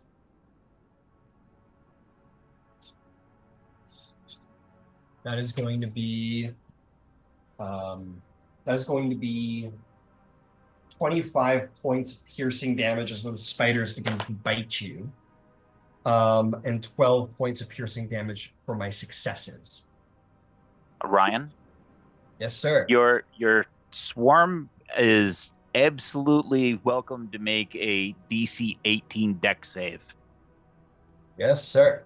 Let me just give Beverly some damage here real quick. She's actually a stack of elements. So she's gonna take 12. Deck save, okay. Above the table, I need to ask a question. Did they wait until... Okay. We'll deal with this first, just for a second. They fail. Let's say. Hellish Rebuke. I'm going to set the air around me absolutely on fire. Yes. Got it. Do you need to see the target to do for this? Hellish Rebuke? I don't think you need to do your response in being damaged by a creature within 60 feet. Okay, so here's what's going to happen. As you get bit and anger overflows you, and fire comes to flood out of you, and you mean to burn the spiders, the flame does indeed sort of cascade and shoot off of you, but it is going to fire in a straight beam towards the tree line and then dissipate at the end of the range. This is a spell. And you don't hit the spell, but your thing does sort of basically point in the direction of the caster for you. I have a question on that front. Yes. Well, hang on a second. Let me come to Yvaine. Just get my go down my docket. Yep. I'm so sorry. Did the spells fail? Did they I need to know how I'm rolling. If I'm rolling as an eagle or if I'm rolling as Yvaine. I'm so sorry. I didn't mean to be rude. No, you're good. It's an action to do both. So this would have happened before you wild shaped, but after you polymorph. So I need a con save as Yvaine Starborn. Thank you so much. But Fen will need his as the pterodactyl. That's right. All right. Thank you. That's better for me. So mine is 19. I'm sorry. No. It was. Okay. I already gave you. It was 18. Yeah, you're good. Ben needs to roll as a giant bird monster. What was the question, Glenn? So I was suspecting this might have been some manner of spell, given that spiders' wings not typically manifest in swarms and clouds. Would Glint have any notion of what kind of spell this might be? You can make me an Arcana check. Alrighty. I am taking consideration of action economy in my brain as people are doing things as a note. That's a 32. 32. You are aware of a spell known as Insect Plague. It is a 5th level conjuration spell. Some summoner who has to, at a maximum of 300 feet away from the central point, sent this plague of spiders upon you. Perhaps the priestess herself is a cleric spell. Okay. Who does that? Would I be able to cast something? Not. I allow a free mental check, so which I will be changing soon per the new rules of 2024. But for now, we'll let it pass. So yes, what would you like to do? Dispel magic at 5th level.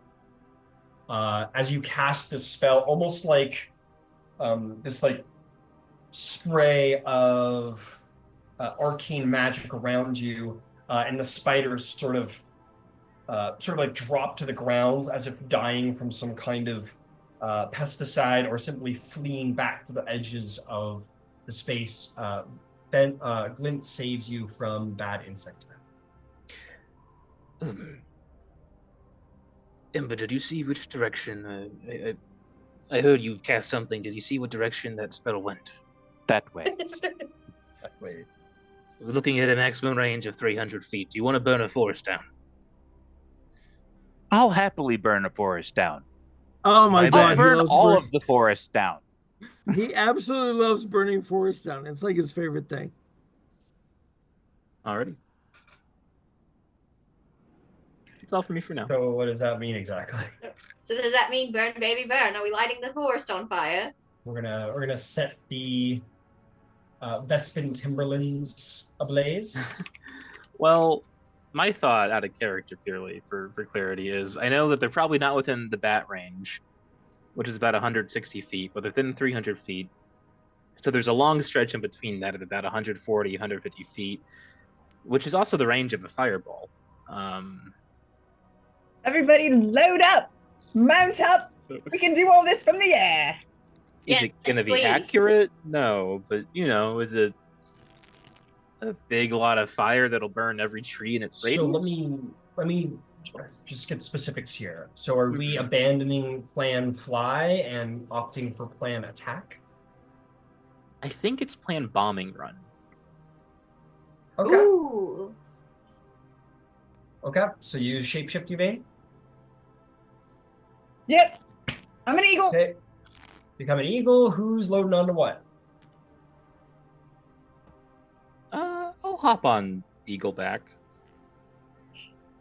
Okay. I guess I'll get on the dino because I don't want to overload Yvaine. Fair enough. Finch and Squire on Big Bad Bird or Big Bad Reptile thing. I mean, yeah, whatever makes the most sense weight distribution wise. Got it. There's a fundamental problem with this plan. Which is? We don't have enough carry capacity.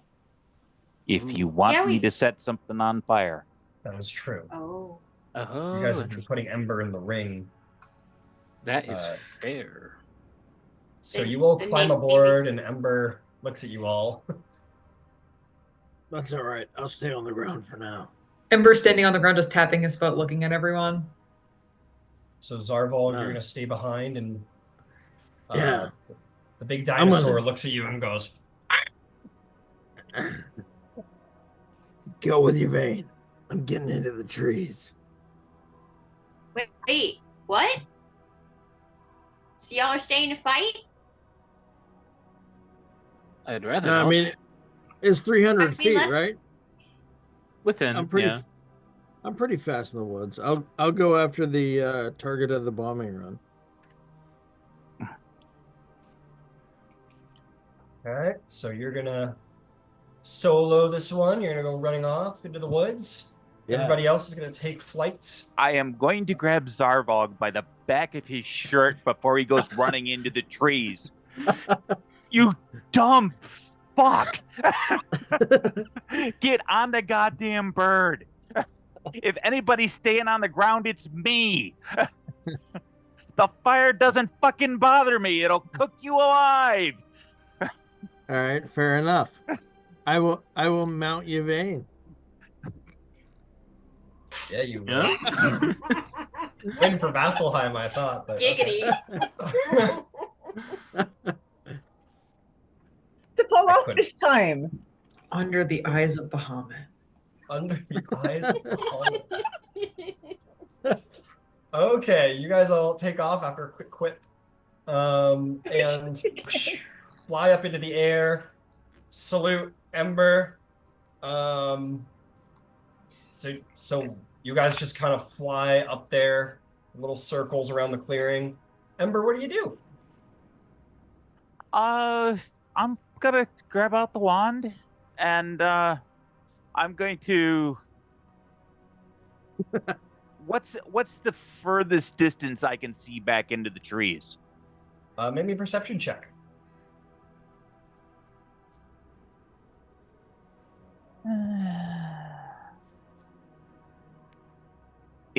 11. 11. Well, let me ask you a better question. What's the range of your fireball spell? Because it seems like that's what we're gearing up to. Range on fireball is 150 feet. 150 feet. You can certainly see 150 feet into the tree line. And out to max distance, I'm just gonna light a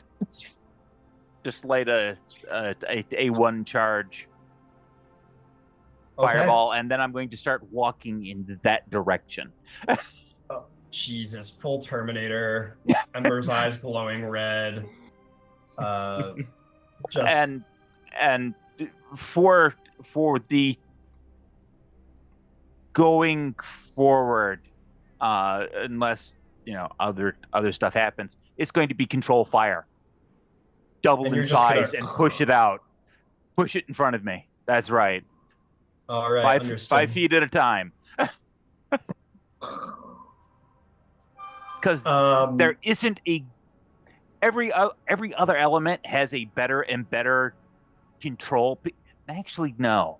The next thing that I'm going to do is I'm going to slap my brazier on the ground and summon a fire elemental. Got it. It's now on like Donkey Kong. Somewhere deep in the tree line, the drow are like, oh yeah, that pissed them off. Yeah. I was like, oh yeah, that really did it. And yeah, your fire elemental comes out and you're like, destroy. And it's like, that's what I do. And it's going to just start like Deadpool at the end of the new movie where he's like swinging around the pole and stuff and just starts lighting everything on fire. Yeah, no problem there. You start burning the goddamn forest down, and after we can skim this a little bit. I assume you're just gonna unload your wall. Oh no, your control flames. So you're until it starts taking over for itself. Your fire elemental's just like dancing through the timber, making the fire worse and worse, and all you're up there kind of like, right. Yeah, I'm pointing down at Ember, and I'm like, see, I told you, like we need to get him some help. There's something wrong with that guy. I think this is cathartic for him. Well, I'm gonna cook something. Today it's gonna be drow. All right, you light this motherfucker up. Forbidden cookbook.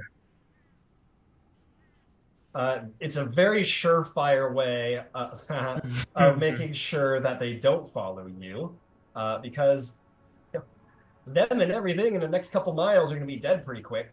I don't know specifically in my brain.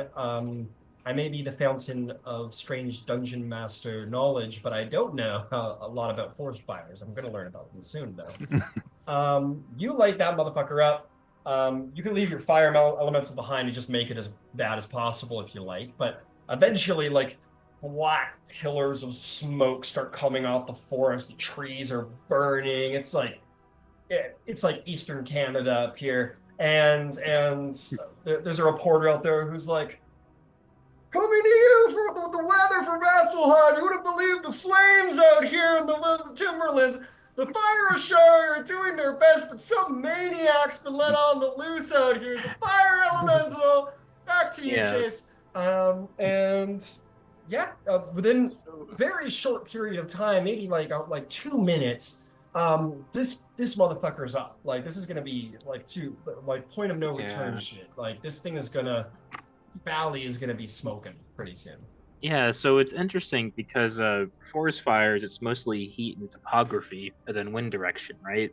So we're actually at the lowest point of elevation and heat rises. So this actually is the ideal starting point for a forest fire. Yep. That is true. That That little village of Moldire is going to be very unhappy when sometime in the next little while. But for the time being, you probably won't have to worry about any drow, as they're probably going in the other direction now. Indeed, Zarvolg, if you use your power, maybe after Ember steps out of the woods, maybe like some ash off the shoulder, has definitely just turned this place into hell on Earth. It is equally frigid cold and scathingly hot somehow at the same time. And as he steps out, the master of fire, you know that you're not gonna have to worry about these drow too much, probably. Ember, would you like to board your flight now that you have seen this part of the world? Yeah, that would be fine. Okay, you hand somebody the ring, go inside, and you guys flap your little wings and leave. My work here is done. Yeah, and the elemental's on for an hour, and literally my parting words is burn it all. Burn it all.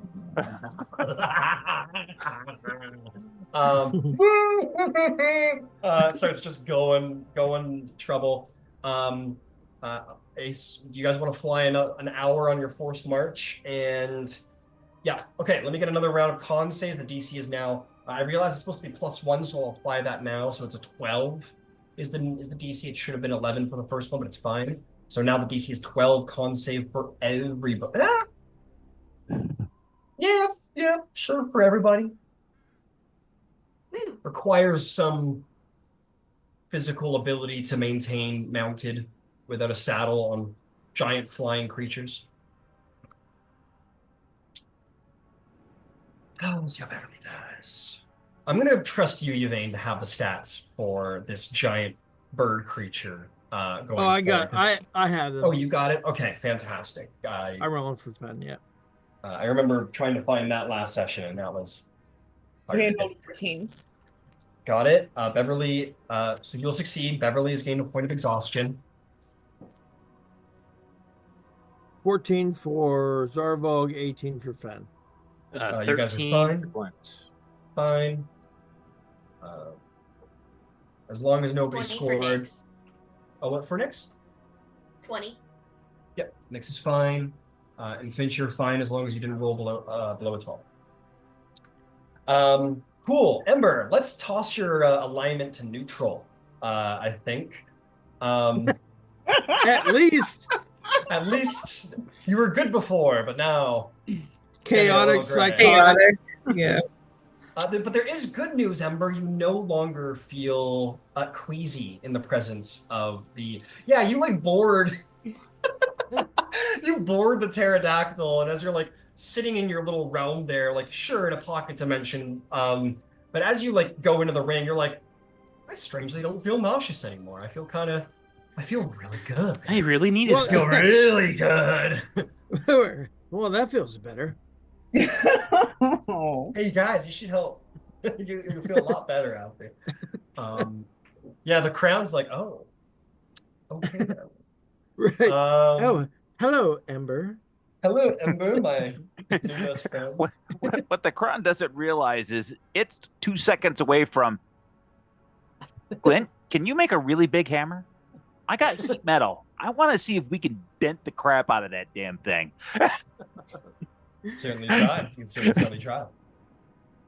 Okay. He's wanted to destroy it the entire time, so. Yep. Destroy it! Cast it into the forest fire! Okay. Board up. You guys travel for an hour. What is the maximum flight you guys got? So, Yvaine, you've got 60, right? 80. 80. Yeah. I have this wrote down somewhere. On the Eagle. The Eagle's got 80, and so does the Coatl. Yep. Got it.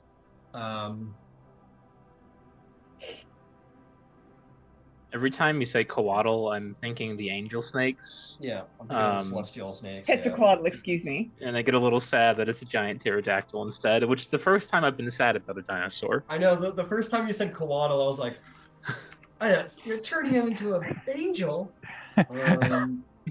Well, I'm sorry, guys. I didn't mean to be fair, that's what the dinosaur was named after. Right. That's true. Fair. And while we're on the subject of winged snakes, what? Brian got it. You're getting a look, dude, and I'm pretty certain that none of the winged snakes survived that particular beast of forest management. It's a good thing this isn't the Feywild game because it would happen in every goddamn session. This would be like Kenny dying in the jacket or some shit. This is the Feywild game. At this point.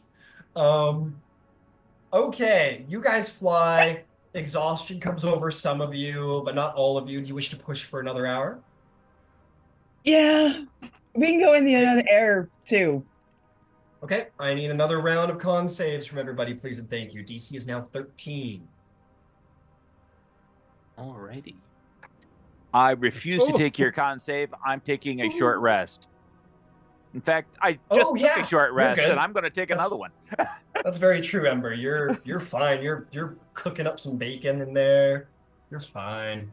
You've had a good day. Does he have like a recliner? Actually, he's had a really good day. No, but I do have some very nice silk pillows and cushions. It's very well appointed. Yep. I'm even going to say, Ember, I'm going to say you take inspiration because part of inspiration is doing what your character would do. And I feel like Ember's always wanted to do this, and that's where you get inspiration. Live the dream. It's been. He has anger management issues. Yeah, no. He has developed anger management issues, it seems. I imagine you're just like in there in your ring and your patron's there, and he's like the whole thing. Incredible. That's great. That's great. Okay, what do we get? Did anyone roll below? We'll just do it this way. Let's make it real simple. Did anyone roll below a 13? Okay. Nobody rolled below a 13. Fantastic. You want to push for another hour? Yep. Hold on a moment, please. Let me do this. All right. I need to rest for an hour before I can do that 2 more times.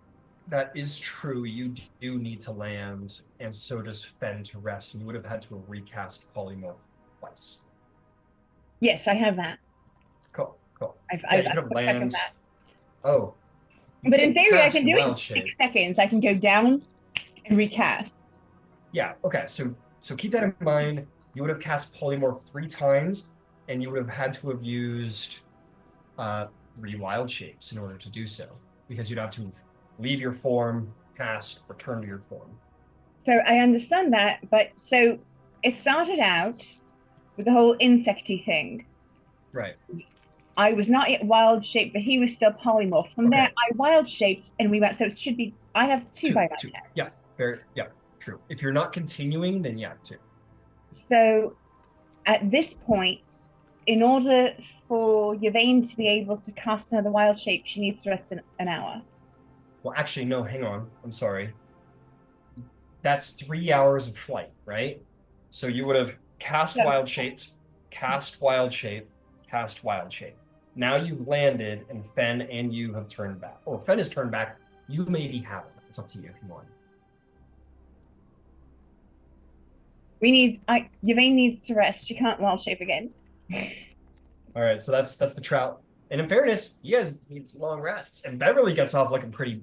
She's looking she's looking very slow right now. Let's put it that way. He's like, huh. All right, you want to set up some camp? I mean, they're probably not coming after you. And Zarvolg, if you ping one off, you don't sense. Or actually, let me check. Oh, all right. Well, let's see.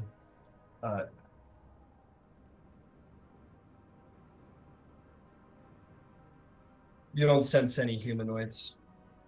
Okay. They're long gone, as far as you're aware.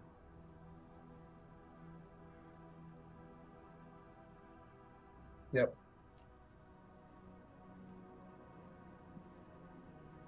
So you guys are gonna set up camp, go for another long rest, give it a shot. Yes. Yeah. Probably a good idea at this point. Okay. I want to put a fun note out there. Bird and monster creature have to look forward. Would anyone who would be looking back at that big old? I'm Ember. You're in the thing. Would anybody else be like specifically looking back at the forest fire and how it's evolving? Glint would, with a mixture of appreciation and a little bit of horror. Okay. Nyx would too. Got it. You look back and you guys are watching it spread very rapidly.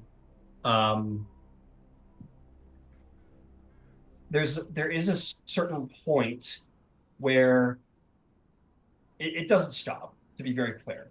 It keeps going, but there is a moment where it like almost seems to like part and then kind of like so like I'll do it this way because you're on the screen, but like the fire's going up like this. There's a point where it almost seems to like kind of stop and then kind of go around as if there's some force of nature blocking its travel. I'll have either of you, if you're curious, to make me, let's call it an investigation check as to why that may be. Happily. Or what possible theories you might have about what happened. Nyx got a 10. Yeah, you're like, oh, that's cool. 20. 20. To be able to see it from this distance is significant, to be clear. It's like a good mile radius that it's kind of been bolted at. You're not entirely sure, but you do think that was pretty close to when you saw those tracks. The tracks of like the hunters and the people. It was around that area where this fire has been halted. Interesting. Just as a fun side note, the fire continues to devastate up the way, but just that little pocket seems to be saved. Huh. Glenn will look a little bit relieved, but not fully explain it, I don't think, when that's asked. Oh, 5 trees, great. It's wonderful. Okay, you land, you set up, prepare for a long rest. You guys have like a minor incident with some boars. You go, they run away.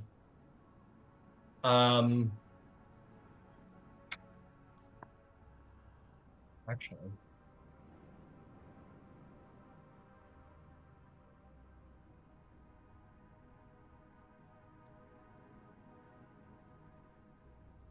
Okay.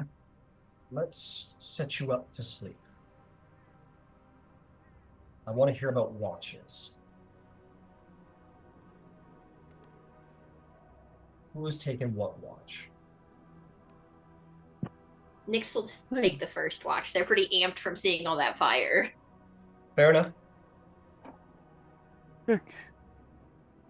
I'll take third. I'll take third. Because that'll be about the limit of the time I can spend in the ring. I'll take second. I'll take second. Okay, you two are both on second. I'll just take whatever's not covered. Okay, fourth. Fourth. Where are you going, if at all? I'll do watch 3. Watch 3. I'm gonna say Beverly she just sleeps. She's pretty exhausted. She kind of like, she's like, okay, I'll get up for whatever watch, and nobody wakes her up. Nobody wakes because she's like drooling a little bit. So it's just you, it's just you, Ember, on second watch. Then it sounds like, or no, Glint, you took the second watch, so it's just Nyx on first watch then. Got it.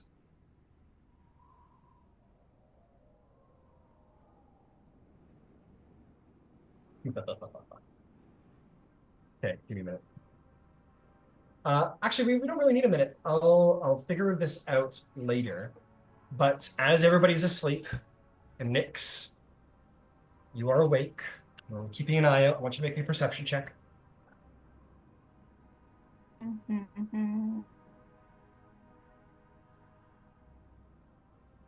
Oh, 9. 9. Nyx is slipping. Nyx is like, a long day.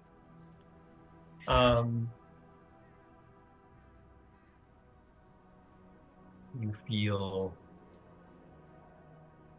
curved, cold steel just press on your neck before a hand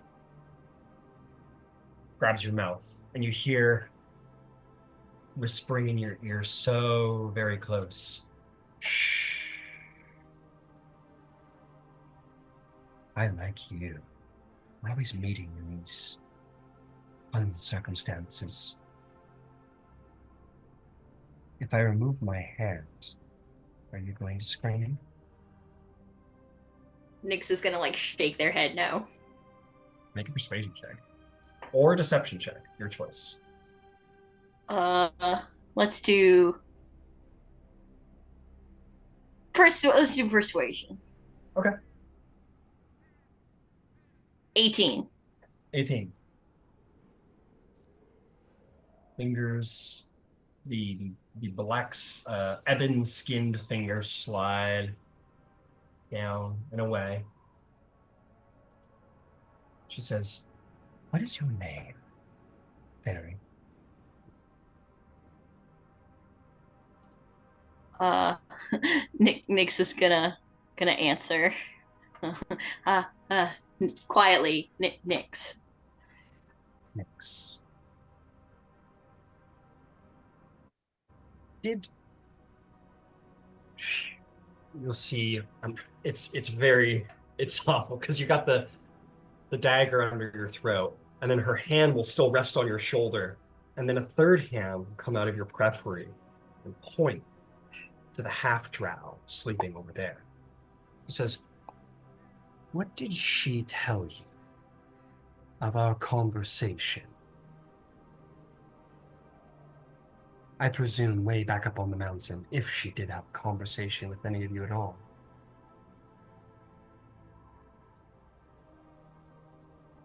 She said that you knew where we were going.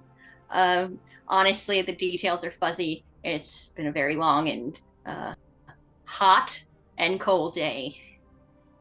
Did she tell you that if you didn't hand over the crown, I'd have to kill all of you? Yes. I do remember that. I like humans. You have something about you.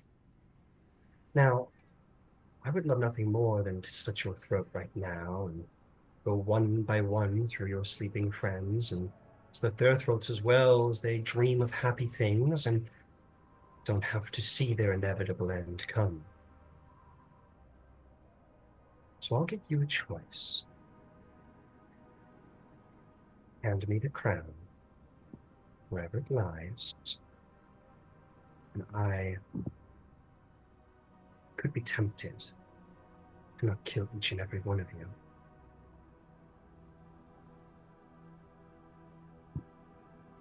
If it's easier for you, I'll do the dirty work. Just point your finger, and I'll take it. And you'll stay quiet, and then I will go our separate ways. And we'll never have to see each other ever again. What do you decide? Okay, above the board, does Nyx actually know where it is? Because I don't remember. I think everyone would know where the crown is. It is a big point of interest for I think everyone in the party. I think above table, yes, we have forgotten where it is, but it's also a giant chunk of like blasted mud. I think it would be not easily concealable. So who is in possession of that right now? I think it was Finch. That was So my you would- last recollection. Okay, Yes. cool. And that's what everyone else is nodding about. So you know, Nyx, that Finch is in possession. And if nothing else, Finch is probably constantly puking of black ichor and looking harried and so on and so forth by this thing. Would have given it away. So you're very aware of where it is.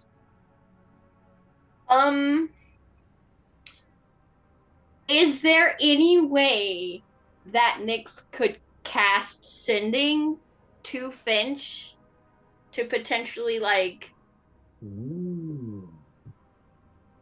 like give them the heads up, like, hey, pretend you're sleeping, the drow lady's here. So here's the deal with sending. It has a verbal component, which I assume would be. I think that's just like a magic word, because it says you send a short message. It doesn't say you have to speak it like the message spell does. So you have to say a magical word. You have to make a gesture with your hand. You also need a material component, which is a short piece of fine copper wire, which can be supplemented with your with your bardic focus, which is a musical instrument. So you would need to at Could not least do it sneakily. you would at least need to strum your instrument and say an arcane word. It would be pretty obvious. Okay. Damn it. Yeah, bards are a little loud, unfortunately. Ah, crap.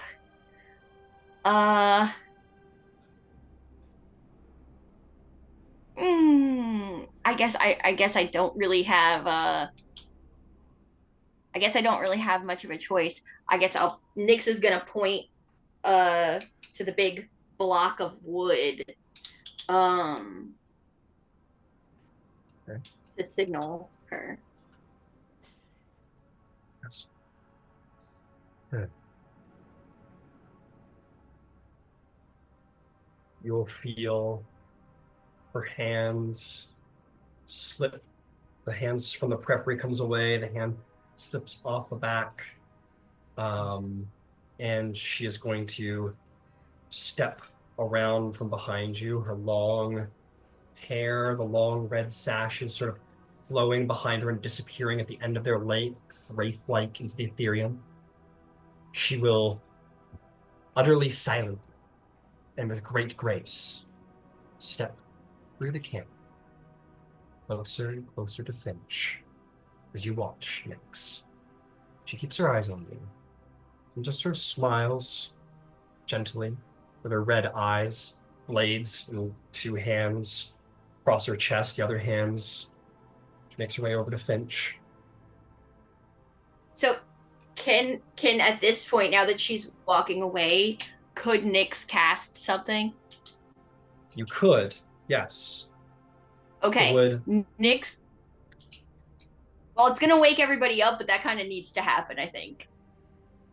Okay. So Nyx wants to cast a Rolatham Psychic Lance and try to blast her ass.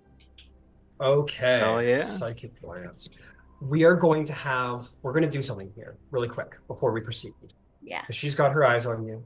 You've got your eyes on you. This is very Mexican standoff situation. This is very high noon situation where she's got blades in her hands and you've got your fingers, and there's going to be a moment where both of you are going to do something.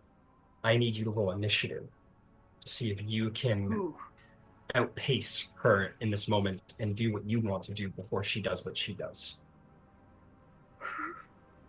You want me to roll first and tell you what you got to beat? Well, I rolled it. If you want to roll, okay. Not good. Oh, no. She rolls a 17. Yep, it's not good. I got a 15. Okay. She has stepped away from you. I'm going to say that she has left melee range of you, and you're certainly not surprised anymore. But as you, like, make a movement, a hand moves to your instrument, her eyes are going to narrow, and she is going to... Finch is the keeper. I think it's Finch who must die. She is going to drop 2 blades into Finch while Finch sleeps. So Finch, presumably not in heavy armor, because, can't rest peacefully in heavy armor. That is going to be... You don't know that. That's going to be... she'll use those, yeah. It's going to be a 31 to hit. Oh, well, even in heavy armor, you would hit me. Yeah, and then the second one would be a modified 20. Yeah. Now, these 2 strikes, because you are asleep, are considered auto crits. And also, she is an assassin, so it would have been an auto crit. So I'm super dead. So let's find sorry. out how. Hey, it's fair, man. Something had to happen here. I think it's fair, Nyx. Why don't you make me 2 con saves, Finch, while I roll your damage for you. Mm-hmm. Hey, Ryan. At any point will the weapon of warning have gone off during this? Yeah, I think your eyes would have opened as Nyx and the Caedogeist let off their 2 moves there. So my first con save is a 21. 21. Okay. Mm-hmm. And then the next one is a 23. Okay. You will resist any secondary effects. I'm going to just make my life slightly easy here. And we're going to see about what happens over here.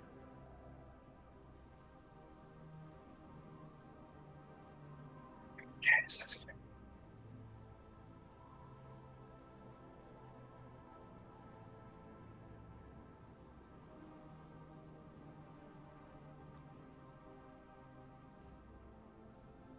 That is going to be 113 points of piercing damage to you, Finch. Yeah, that just takes me out. Okay, Finch, these 2 blades shoot down into Finch. Zarvolg, your whole party would wake up in this moment. And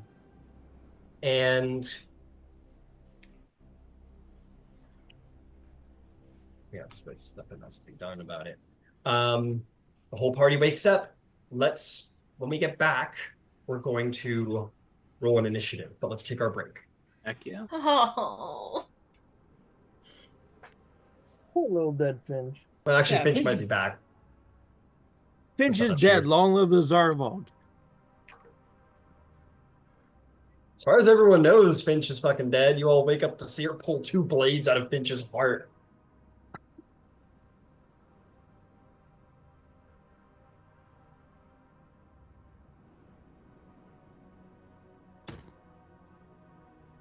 In some situations, I think I do, I am okay with the idea of an insta-kill. Despite hit points and whatever, if someone's got a knife to your throat and then pulls that knife across your throat, it's not going to be 4 damage. Right. You're going on the ground now. That's that. Yeah. And that goes for you guys too. If you get someone like in a total surprise, you got the knife to their throat and like a narrative moment. Yeah. Ooh, keep that in mind for Eberron, bud. Yeah, absolutely.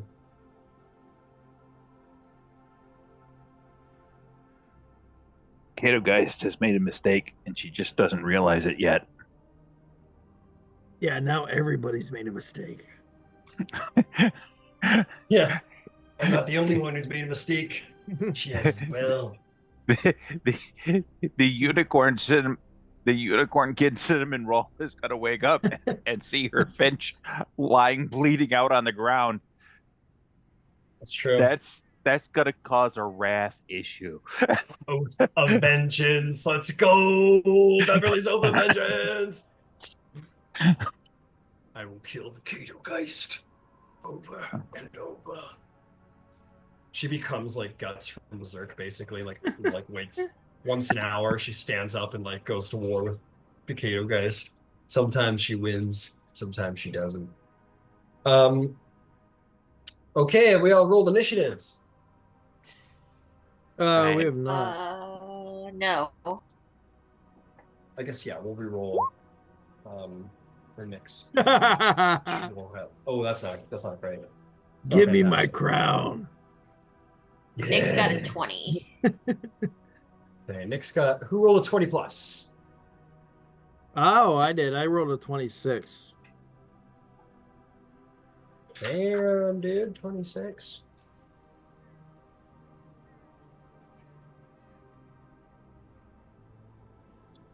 Who rolled 20 to 15? 15 to 10. 10.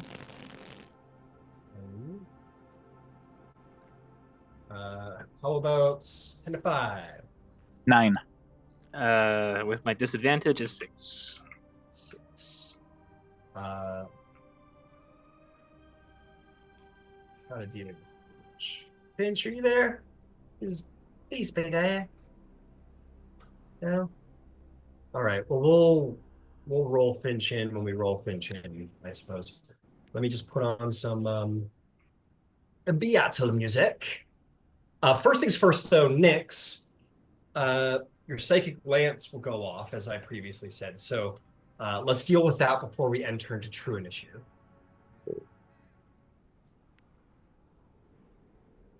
So it says she's got to make an intelligence saving roll of 17. If she fails, 76. If she succeeds, it's a half damage. She fails. She plunges the daggers into Finch and then gets fucking shot in the head by you. That also does another thing, right? Oh yeah. You might be thinking of Mind Spike. Is that what you're thinking of? No, Psychic Lance, I think, incapacitates it for a turn. Let me double check. They fail the saving throw. Damn, does it really? Roll me initiative, Finch. Man, that's fucked up. Can't believe you incapacitated her. How dare you? 18. First of all, how dare you? The audacity. The gall. Yeah. On a failed save, 76 psychic damage, and is incapacitated until the start of your next turn. 76? Damn, so we're just gonna... So as she stabs Finch and draws her blades back, one of her 6 arms goes to reach for the brick, and this lance of... You go... You just like strum on your guitar, your lute or whatever. What do you tell me? What does it look like as you cast Psychic Lance and Zarvolg opens his eyes? What does he see as you launch off the spell? What does that look like? I have my lute and I'm like ripping that tasty like going to town on it, right? Shredding. You're just like behind the head, like. Right. And yeah, you're just like ripping this gnarly shred, and then out of like the end, like the neck of the actual lute, this like beam of pink musical light shoots forward, and it like goes through her head like a headshot. She like, and is going to be incapacitated. She can't do I got shit. 29 too. She'll take 29 psychic damage. Not a great start to combat for her. Okay, starting us off, Zarvolg the Grim. Your weapon warning alerts you, and you see. I'm gonna say, for the sake of the drama of the moment, you look up to see Finch with 2 daggers plunged in their chest, and the Caedogeist is still holding on to them, and they're still in Finch's chest, but she's like, kind of like, not really able to move that well. What do you do? All right. So, what kind of an action economy is it going to cost me to do a little combat roll over to where Finch is, grab the blasted earth reliquary, smash it, take out the crown, and put it on my head? I would say it's an attack. I would say this thing just needs like a solid punch. So why don't you roll me an attack roll on it, an unarmed strike on it. Or you can do a weapon attack, your choice, but it'll cost you one of your attacks. All right. It's just going to cost me an attack. I could do that. Mm-hmm.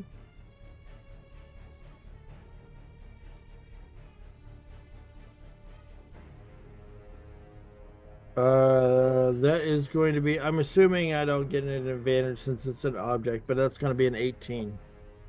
18. Yeah, this is an object. But 18, I mean, how are we going to classify the AC of this somewhat brittle encasement? Yeah, we're going to call this like crystal or glass at best. So yeah, you hit it. It's pretty fragile at this point. So as long as you do 2 damage, you'll break it enough that the crown will be removed. I can't possibly do less than 5 damage, so we're good. Boom! You smash it. The crown is revealed.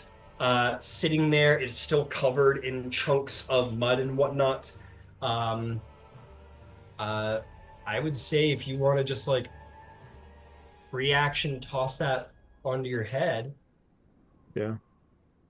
So he's going to look at the temporarily rattled Caedogeist and like raise it up and take 2 of the 6 seconds, raise it up, hover it over his head for a minute, and say, "Oh, you shouldn't have killed or you shouldn't have downed the paladin," and then put it on his head. It is painful to do so. It hurts in your hands a little bit, but this is very like the whatever it's called, the thing that Jesus put on, like you put it on the like crown of thorns. The crown of thorns. Hobgoblin Jesus. Yeah, basically. You take this circlet of gnarled onyx and dark red gems, and you bring this down on your head and immediately feel the pinpricks slightly pierce into your forehead. Do you push it down harder onto your head? Oh yeah.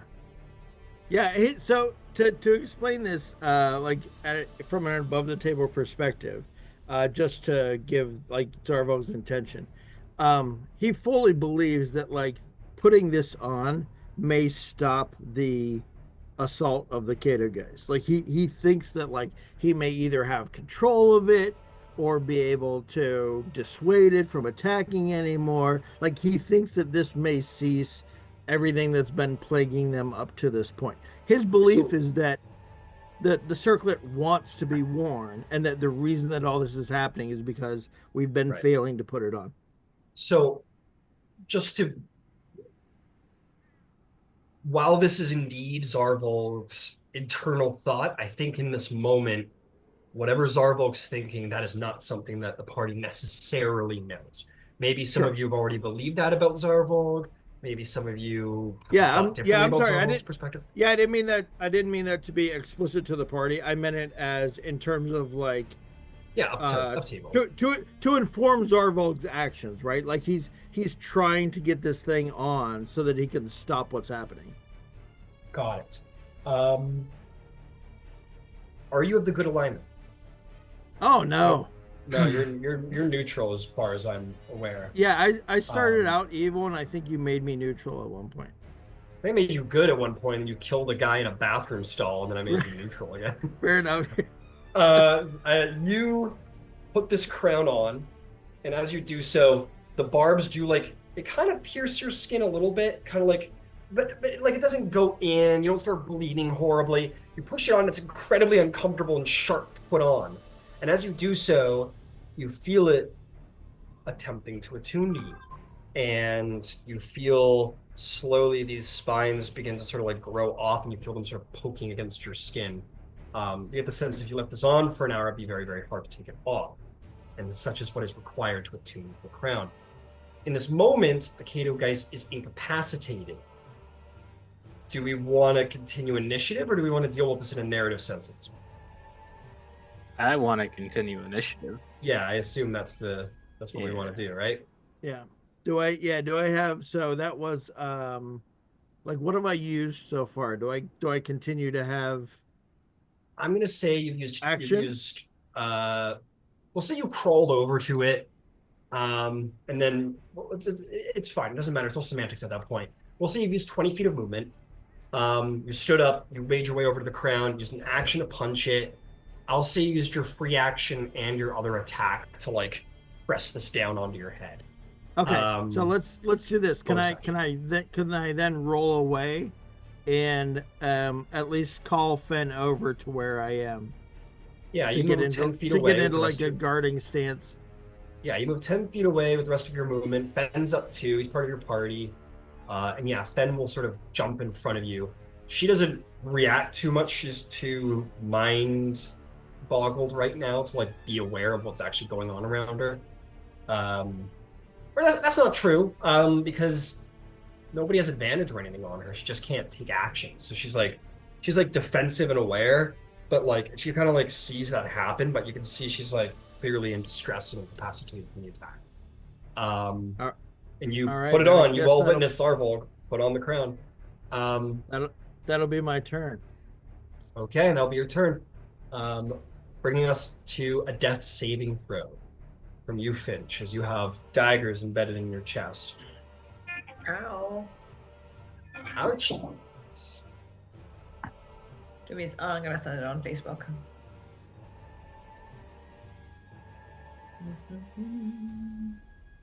Yep, send it on Facebook. I also have a question for you. Yeah. So the second attack wasn't an auto crit, and I didn't treat it as an auto crit, but it got you still. So that is not something we need to worry about, but we do need to worry about the auto crit from the first blade and the fact that you're at 0. So that's two. That's two lingering injuries. Would you like exhaustion, or would you like lingering injuries for those two? Ooh, let's go with lingering injuries. Ooh, you want 2 lingering injuries? Sure. Okay. You saved on the con save, so we're going to treat this as piercing damage. Go ahead and roll me 2 d20s. Okay. Okay, the first one is an 18 and a 13. 13. Okay. No. Silly. So silly. Okay. You're gonna get a minor scar. Again? They just have... I know, you get hit by a train, your throat slit, and you're like, oh, little scars. So the second blade we'll say was the you're gonna take a minor, you have a minor scar probably like across your chest. The other one is a more horrible, is a horrible disfiguring scar. So we're gonna say that the first blade that came down to you that was a sneak attack, I'm gonna say like hit you in the throat and like ripped down through your chest. So you've got like a huge gash like right down your chest and like up your neck and across your cheek from like the blade slicing your cheek and then like carving down through your neck. So you are disfigured, and it can't be easily concealed. You have disadvantage on persuasion checks, but advantage on intimidation checks. And then a minor scar is a minor scar. Not my pretty face. Not my beautiful angelic face. You mean the one that you keep hidden behind the mask of dread? Yeah. That's true. That's a good point. It simply says that it's disfigured to the extent that the wound can't be easily concealed. So I got to assume it's somewhere across the face. Yeah, like on the neck. Yeah. Yeah, like the neck and then like down your throat and like across your chest. It was like a big carving blade. It was a killing strike. It was like meant to take you out. Okay. Nyx, it is your turn. You have incapacitated the Caedogeist, but not for much longer. What do you do? We're gonna go again, baby. Another one. Another psychic lance. Another one. All right. Like DJ Khaled. DJ. Hilarious. I guess I can delete those since you like set real quick. wood on these people. I never got a chance to roll my wheel or anything. Can I roll that real quick? Sure. Fuck. It's a 4. Never mind. It'll help someone. Okay. Damn you, Nyx. She only rolls a 8 if you're doing another psychic lance. Yes. Migraine beam. Migraine beam. 24 damage. It takes 24 additional damage, and she remains incapacitated. That brings us to Beverly's turn, who stands up. Oh, wait. Before that, can I take a bonus action? Oh, of course. Sorry. Sorry about that. Yes, no. Sorry, I should have spoke faster. Yvaine's got healing, right? So, or actually no, because Zar's got that freaking crown on. So I'm gonna give Zarvolg a bardic action. Bardic inspiration. Bardic inspiration. Is there anything that Nyx would do to inspire Zarvolg? They're gonna be like, get this bitch, like little Yeah. Just chanting. Yeah, absolutely. Okay, what size dice do you have? It's a D8, right? At this level? Yes. Inspiration die? Yeah, so D8 to you, Zarvolg. Okie dokie. Is there movement next? Did you want to move anywhere? No, because she just pops up wherever, so I'm just gonna stay where I'm at. Fair enough.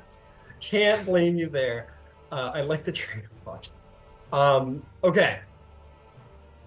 Beverly stands up, sees 2 daggers in Finch's chest. Finch just like open from like cheek to like mid chest. She stands up and like sees all of this, and she is going to like just like kind of like have a moment, and she's gonna fucking lose it, and you guys are gonna see something she's never done. You're gonna see as she like just like screams at the Caedogeist. As she does so, her eyes turn into like demon eyes. Her skin goes gray. You're gonna see like faces like appear like on her neck and on her forehead and on her arms, and they all scream like at the Caedogeist. So she basically like for a moment turns us into this like shape-shifting like eldritch horror, and she's going to use unsettling visage on the Caedogeist. That is unsettling. And the Caedogeist is deeply unsettled by that. He's frightened of Beverly. The Caedogeist does have pretty decent nerves, but didn't think that this like little squire was an eldritch abomination, and goes like definitely like in her incapacitated state. So she is frightened of Beverly, and that's going to be Beverly's turn. I think she'll put a little shield of faith on herself because she's unarmored, right? And Finch missed it all. Finch missed it. That goes away more like immediately after. It was very much like a deep, like it appeared like a deep flexing of some kind of changeling muscle that you can only hold for a couple of seconds, and then she fades back into Beverly. Yvaine, what do you do? You see the crown on Zarvolg's head, you see the daggers in Finch's chest, you see the mouths and faces on Beverly. What do you do? This has been a horrible wake-up moment. Happy Finch! I'm going to send Happy over to Finch. Great. And when we get there, I'm going to cast 3rd level Cure Wounds. So, give me a moment. You're going to take... Hold on, that is... I've got to fix it because there was a 1 there, so that was going to be a 10. Plus 2. Plus 3. So, 15 points of 15. healing. 15 points of healing. The daggers are like ejected from the body, so like just kind of like pushed out by the healing evocations, and the flesh seeps together, and Finch, you gasp for air as the blades are sort of pushed out of you. You are conscious. I'm just trying to look at the board. Where am I compared to everyone else? So that's the board. And where am I down here? And there's the Caedogeist. I mean, there is something to what she said. I mean, it doesn't really matter. Like, she's just going to draw. You know what? Fuck it. Am I lying down? I would like to stand up. Right. So that's half my movement. Mm-hmm. And I don't know. Let me move 5 feet on the other side of Glint, I suppose. Okay. You get over to Glint. All right. Yeah, I think that's so. I did a healing. I moved a little bit. Also, everyone remember your exhaustion levels, because those are important if you got them.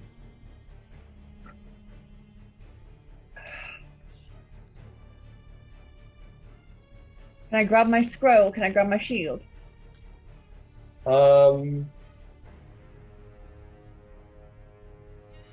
Great question. I will say, per the weapon of warning, I'll allow it.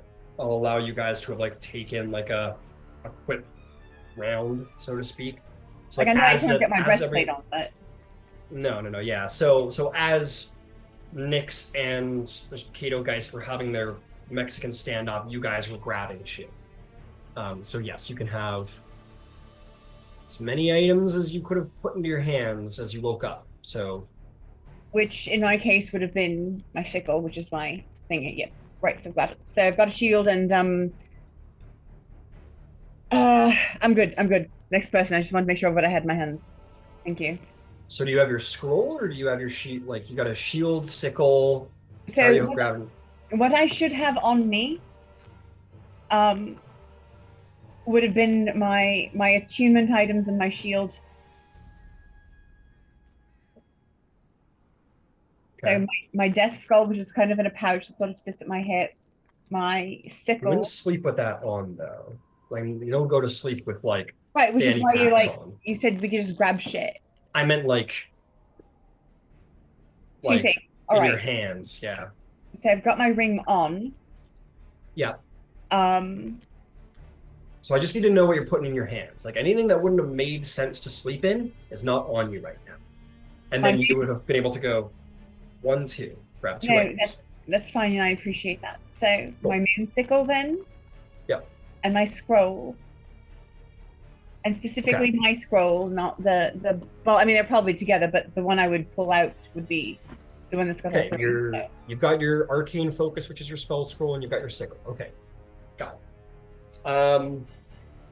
Sounds good. Okay, fantastic. Sweet. And Nyx, you would have been fully equipped because you're on watch. Beverly would have just grabbed her spear and shield, which is going to bring us to Ember. Okay.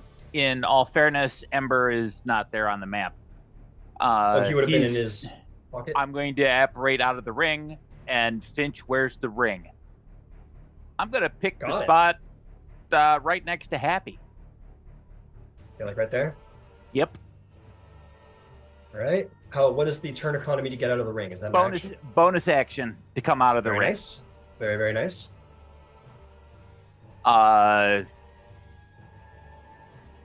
Gear is reasonably easy to grab for me because I have space. Yeah. Same deal though. Like what you were sleeping in, and like a thing for either hand. Oh, that's fine. I only need one thing. Fair enough. Yep. I'm gonna level my rod at the Caedogeist. Mm-hmm. In flames be bound. And I'm gonna transform Rhyme's binding ice. Aya. Okay. And that's a con DC 17. On 17. That is going to save with a 25. Okay, well, you still take half damage. Okay.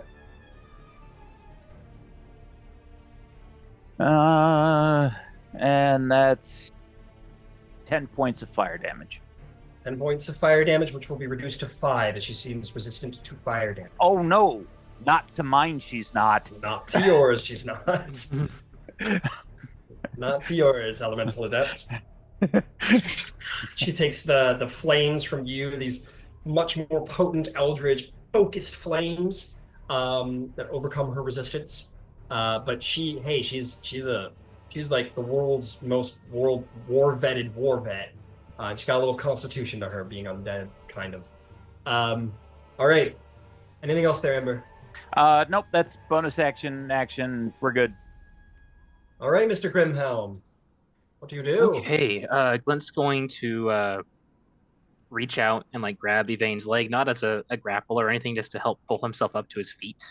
And as he's going, he'll, I assume, see the horrible injuries. But he's still waking up, so he's going to ask Yvaine, is Finch still breathing?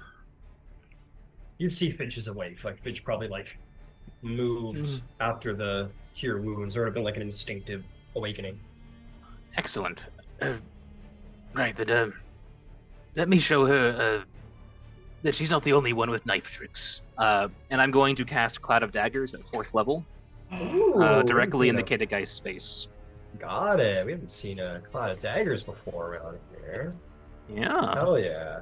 How's that work? Okay, so fun things with this. So it's a concentration. It occupies a space that I choose. It's a 5-foot cube of daggers. Everything that is in that area whenever it first appears takes magical slashing damage. And then they also take that damage again if they enter the cube or they end their turn there, or if the cube enters its space. I'll toss up the spell card. Got it. I'm trying to get you cool daggers, but they're taking forever. Yes, thank you. Oh, help me. So, sorry, I need to roll something? No, it's no save.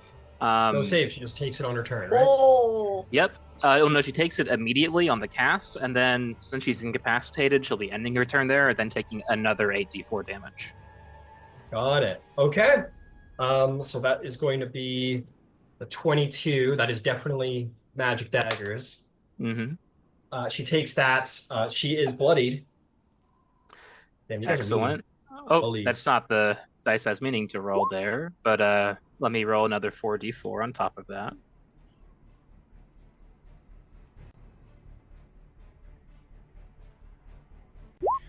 So it's another 21 on top of the 22. Because you upcasted it? So I upcasted it for 22, and then her turn is next. Is that correct, or something else going to? Oh yeah, her turn will be next. Yeah, and she's incapacitated, so she'll. Yeah. 21 additional damage because she's incapacitated and stays inside of it, I assume. Yes. Okay. She takes that at the beginning and end of her turn?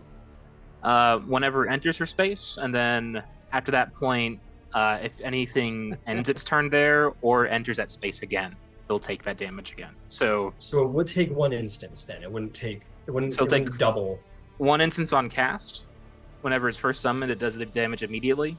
And then since she's in there and ends her turn there on her turn, that's the second instance. Yes, okay, cool. So she's taking 43 10 points of damage. 21 on the second instance because it's upcast. Okay, I see. Okay, yeah. I'm with you. My apologies. Yeah, okay. 21 I was trying to toss damage. up the spell card, but it wasn't being nice to me. It wasn't being nice to you. I understood. Yeah. Okay. That's going to bring us to your turn, Zarvolg. What do you do? Oh, nice. All right. Sorry, I just took a bite of apple. Tell me your turn right now, quick. Stop chewing. Go. Okay, I'll skip your turn. I will go. I will go ahead and I guess fire at the incapacitated Caedogeist. Okay. Make me an attack roll. I'm going to Hunter's Mark. Okay, Hunter's Mark. Go ahead. What were you going to say? Yeah, roll an attack roll. Sorry. Go for it. All right. You'll see. I will also Fighting Spirit. And for these first two attacks, I'm going to use Sharpshooter for the minus to hit plus to damage. Minus to hit plus to damage. Got it.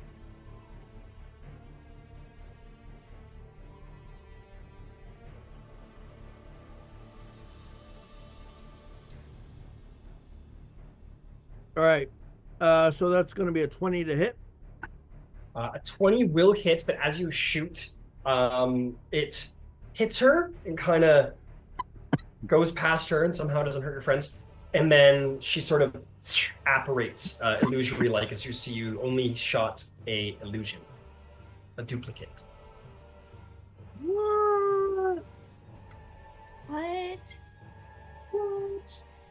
Go ahead, give me another shot. Is there another Don't forget one you of have her? bardic inspirations are. Yeah. Is there another? Thank you. Is there another one of her around here somewhere? You can, as you're looking at her, you're now seeing that there's this like visual apparition where there seems to be like 3 of her. Yeah, she did that on the ship too. It was similar to like a mirror image effect, if memory serves. Well, I got to be honest with you. I don't like it. How can she do that if she's still incapacitated? I'm guessing she pre-buffed. I can't tell you because I'm not going to tell you all my secrets because I'm the bad guy and you're the good guy. Could we instead please know all the secrets? Could you just tell us her weakness? All right, that's a 24 to hit. The second 24.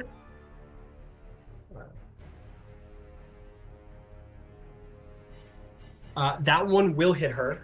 If you pick the right duplicate. All right, great.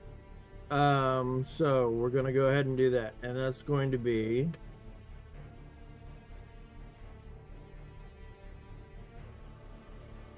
Oh, is she a humanoid? I've never shot her before. She is not she's definitely not a humanoid. She left her humanity behind long ago.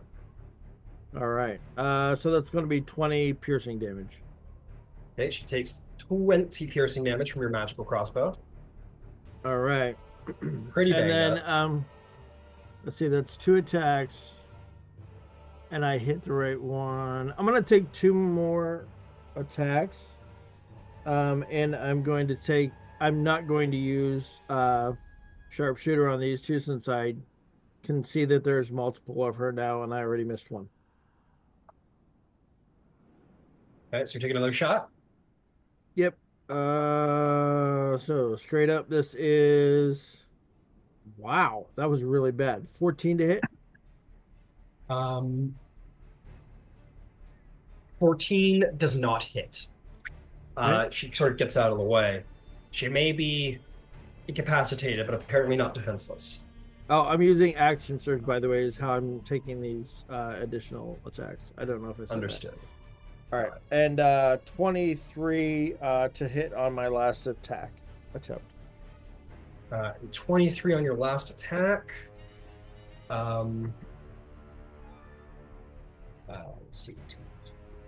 That one hits another duplicate. That duplicate disappears. There's only 2 Caedogeist left. Great. Okay. All right. Fen. Let's send Fen in. Okay. Make some attacks, Fen. Super Fen. Straight rolls. Might be incapacitated, but not defenseless. Yep. No problem. Goddamn. Straight rolls is good. So many daggers. Oh! Watch him hit a duplicate. Fen rolled a natural 20 for a 27 on the gore. Nope, that will hit the true Caedogeist. Oh, this is gonna hurt. Okay. Let's see. This is the gore, right? Yeah. Okay, so that would be considered a magical attack because that comes from the magic barding. Oh yeah. 2. That's going to be 30 damage.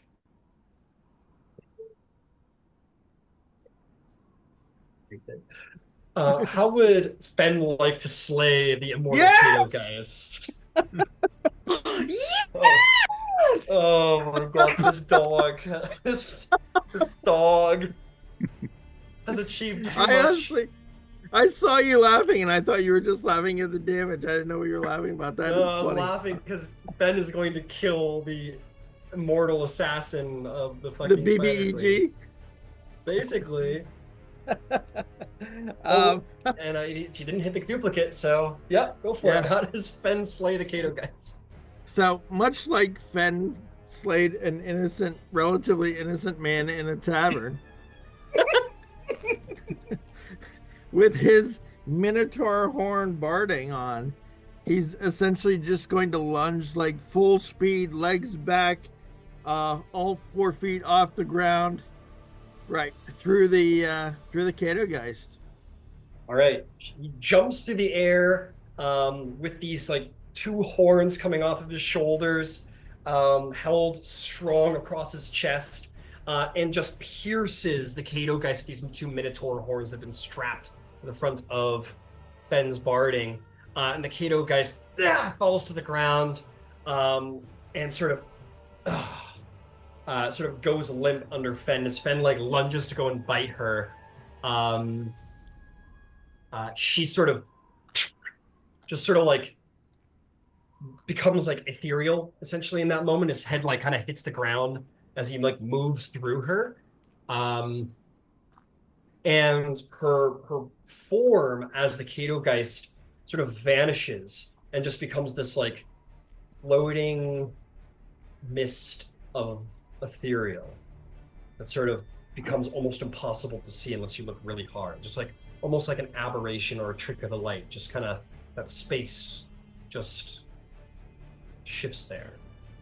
This is like horribly nitpicky maybe, but like does it look like it's floating intentionally or like just like randomly sitting on the air in the room?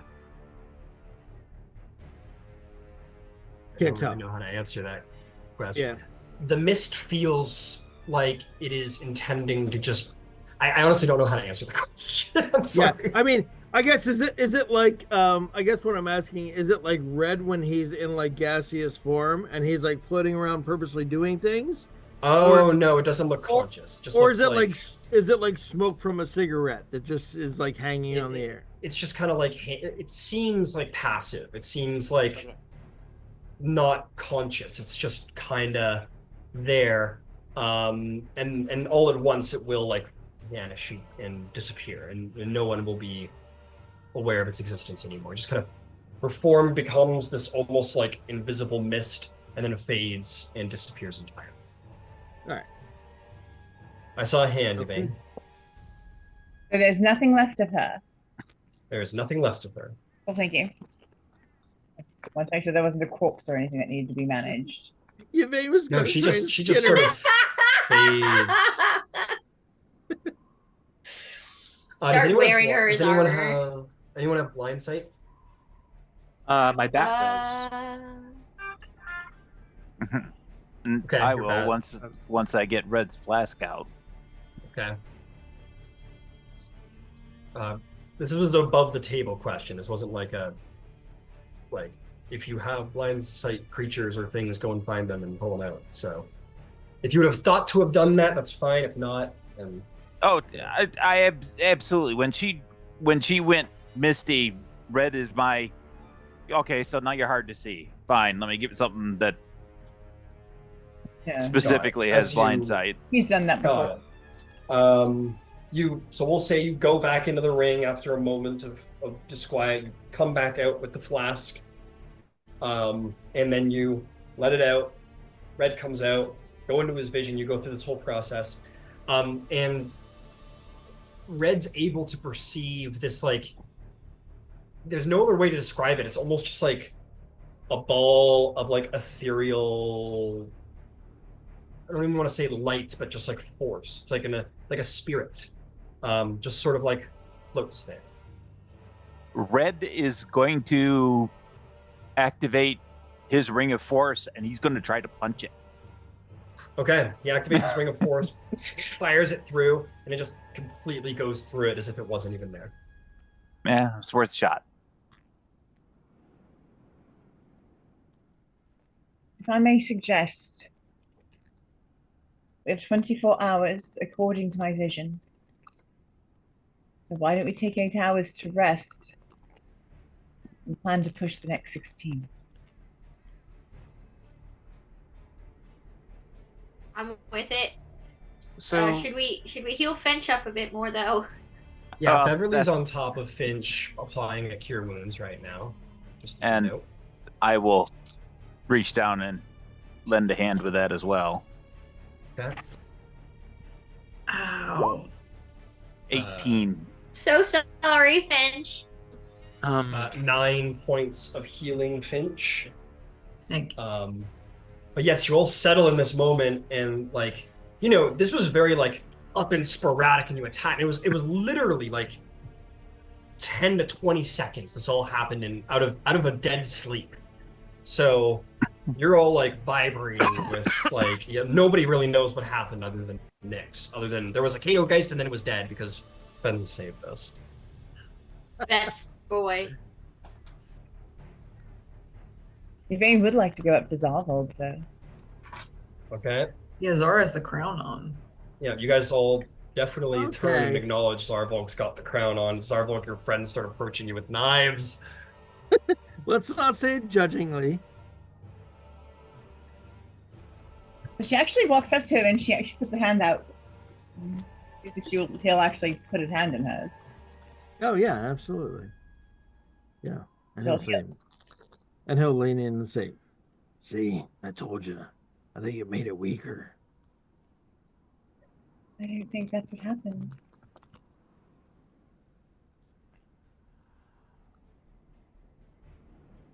Well, either way, I'm not a spider yet. Not yet. it's been 15 seconds. Can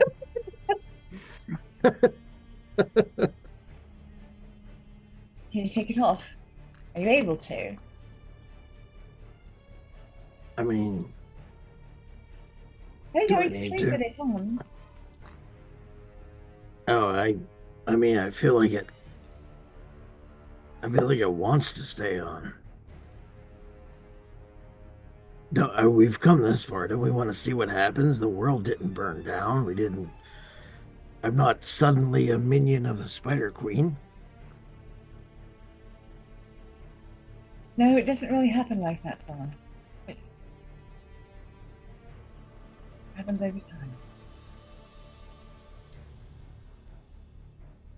I mean, didn't your thing happen very suddenly? I don't know. Did it? At what point did all of you start calling me the sightless one? Oh, you never actually started calling me the sightless one. I just thought you did. Then there was all the writing on the wall. She never saw that either. What I mean by it happens over time and it's subtle. He was working on me long before I realized. I mean, I love you no matter what. But All right. that there was a difference between the gods. I don't know. I feel like I'd like to get to know it a little better, but if anything strange happens, I'll let you know.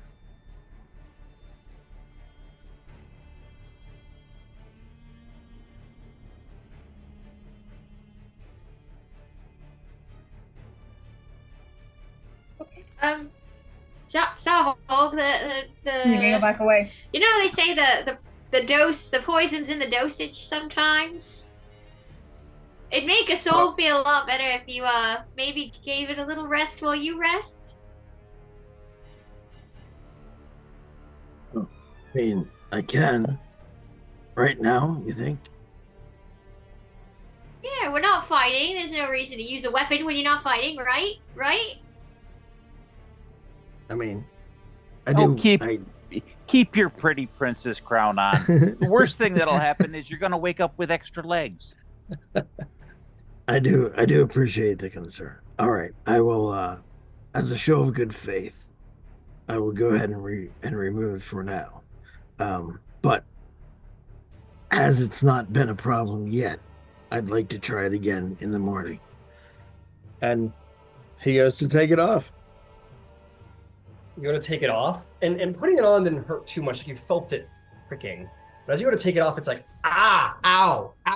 As you like getting a yank on it, it is like barbed into your head, and as you give it that first yank, Zarvolg, you see out in the shadows, past the camp, past your friends, you see 8 red eyes attached to a slender, graceful, humanoid form wreathed in shadow. And then as you like sort of let go of the crown after that first yank that you didn't expect to hurt so much, she's still there. Okay. Oh, all right. Well, none of you heard that. So he will say, "Oh, yeah, it. I mean, you would have seen him struggling to take it off, and it clearly not coming off easily. Yeah. So, as I expected, it doesn't appear that it wants to come off right away. Again, I don't know that there's been any harm so far. We'll just leave it on and see how it goes for now, yeah?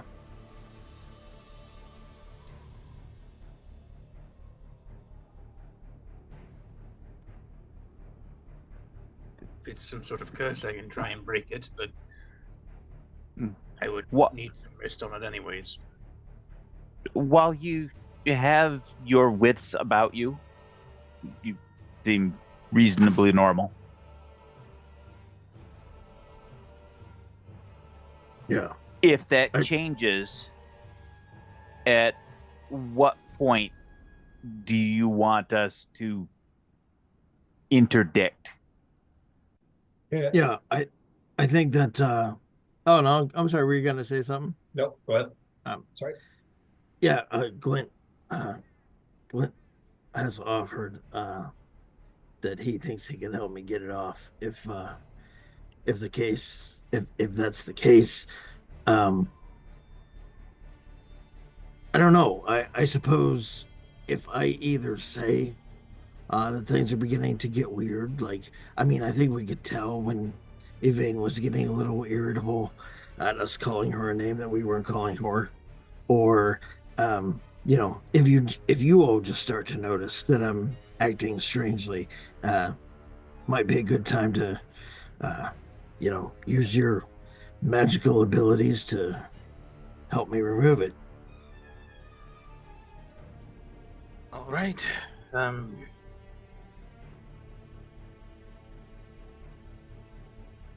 Is it doing anything now? Do you feel any different? Is it helping with anything? It looks extremely uncomfortable. So far, honestly, I don't really feel anything at all. When I tried to take it off, it did pinch a bit more than when I tried to put it on. I mean, it's you can see it. It's spiky. Like it wasn't terribly comfortable to sit on my head. Once it's on there, it seems fine. Trying to take it off was a little uncomfortable. Um, and I don't know if I would have been able to physically pull it all the way off my head by That not myself. concern you. Yeah, no, I mean, I'm a little concerned now, but so far it's not actively doing anything. I don't feel better or worse one way or the other. All right. Well, I'll I've tried be to go to on. sleep twice, so I'll be honest with you all. And I think we've talked about this a little before. My belief is that part of what this thing wants is to be worn. I don't know if that's all of what it wants, but it seems to have tried to be worn by someone before. And, all of the misfortune that's befallen us so far, I'm not sure that someone wearing it doesn't kind of put that at bay, at least until we can get it to Vasselheim. It was her crown. It was the Caedogeist's crown. She was their queen. Oh, it was her. It was her crown. Yes, Zar.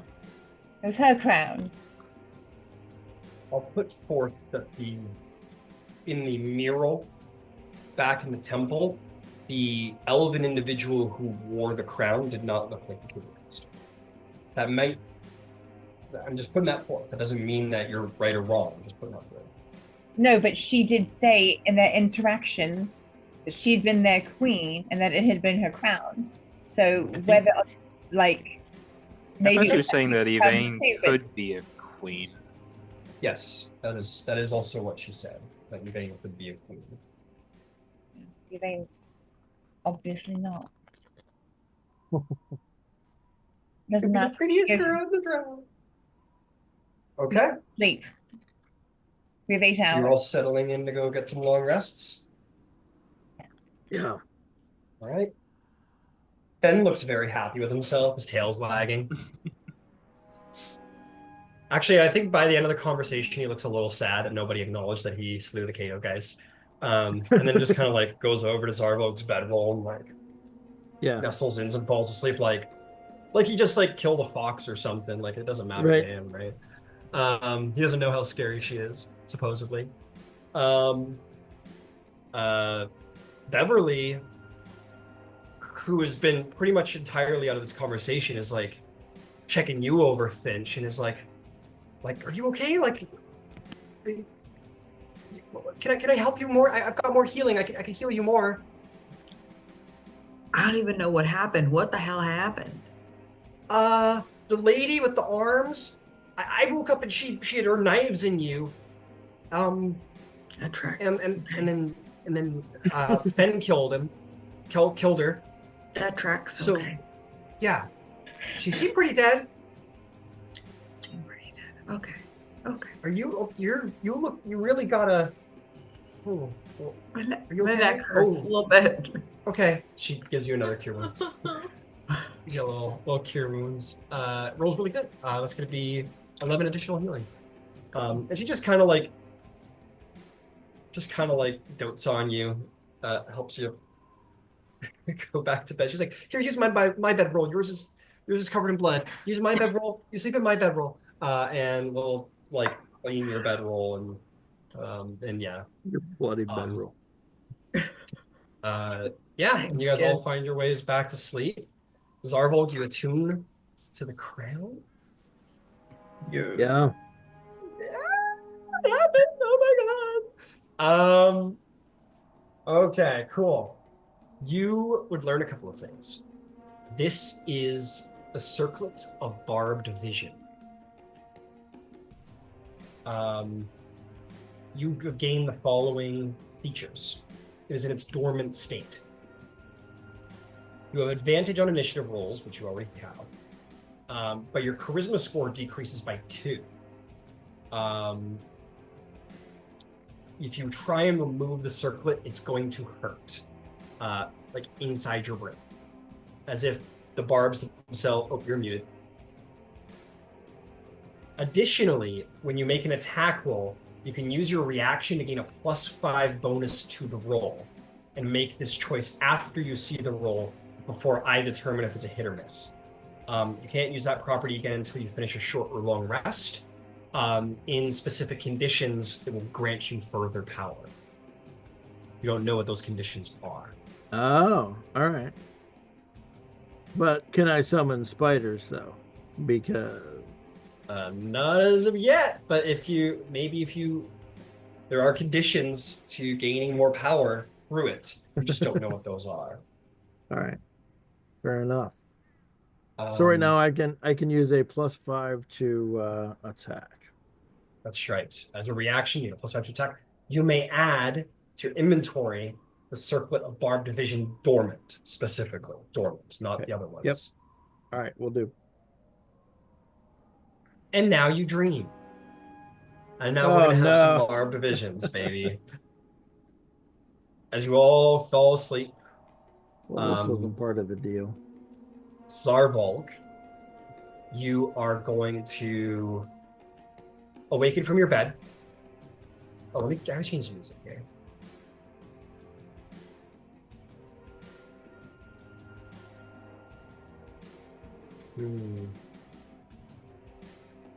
As you awaken from your bed, you're in the camp. It is dark. It is a starless sky, but it is in every way your camp. And all your friends are gone. No bedrolls, it's just you. Not even Fen is there. And you see that there is a feminine form standing at the fire. She is dressed in thin black silk that goes down her body. It is fairly revealing. And as it comes down to the bottom, it is the actual dress portion itself begins to show like a design of gray webbing that follows behind her, almost like a veil, but it is a backless dress and is revealing of her form. She has white hair and is sort of like looking into the fire and doesn't notice or acknowledge you. Yeah, I don't think I'm going to disturb her in any way. What do you do? I think I'm probably just going to stand there quietly and wait and see, if she takes any actions, moves, acknowledges me, etc. She says, sorry, I'm going to make a slight adjustment to her appearance. The dress she's wearing is not black silk, it is white silk. And that white silk is, comes from her hair. So her hair like drapes down across her back, but like sort of crosses across her body to make this beautiful sort of silk dress. And she says, after a moment, she turns and looks at you. She has long, pointed ears. Her skin, it does have that obsidian of the drow, but it is a lighter, more pale tone. She does have indeed those red eyes, and she's gaunt with the face, but very beautiful. And she says, I must admit, I was not expecting you at all. Or perhaps I should have. Zarvolg, is it? It is, and it's kind of my thing to try to be unexpected. I see. Good. I presume you know who I am. I'm assuming you're the spider lady. No. I am the Spider Queen. But you may call me Loth if you wish. I have expected it to be your lover who put on the crown. Yeah, so did I. That's why I'm here. Ah, I see. Very honorable. So what We do you connected now. design? Oh, Yes, we are. You wear my circlet. It is a circlet of visions. And I suppose it's up to you what happens next. Will you continue to be hunted? Or should we come to understand one another? no. Well, I do love a good hunt. I have to admit, my friends and I are getting a little tired. Let's come to an understanding. So, what is it that you expect or want to happen next? You wear my crown.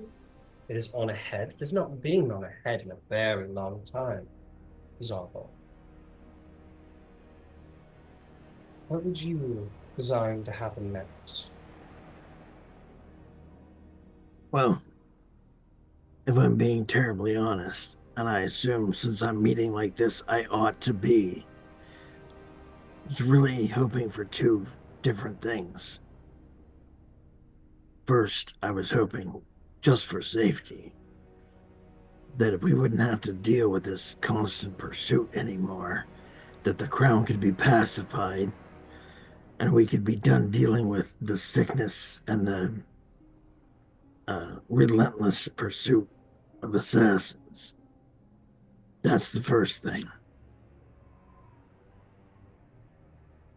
So you're here to make a deal.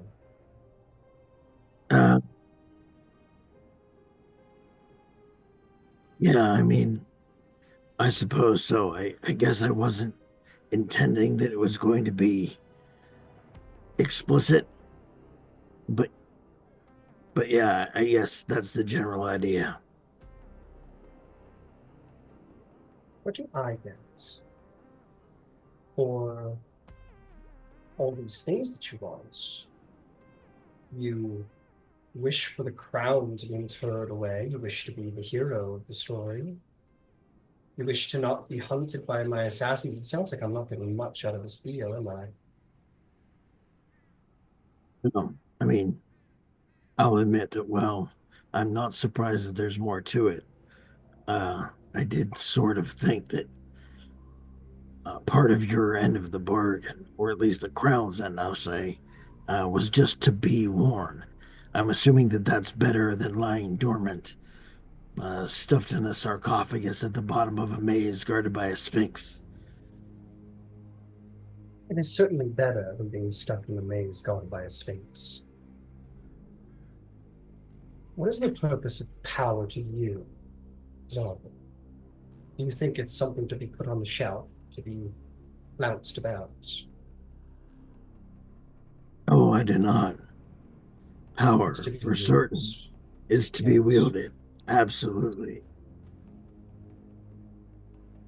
So, indeed, you wear the crown, but I would see it used, and not just to any purpose, to my purpose. Now, Zarvolg, you must understand. I am sure you have been given vague gestures of hope and power before. You seem the type to seek power, and I do not judge. Power is important. Power can very well be given.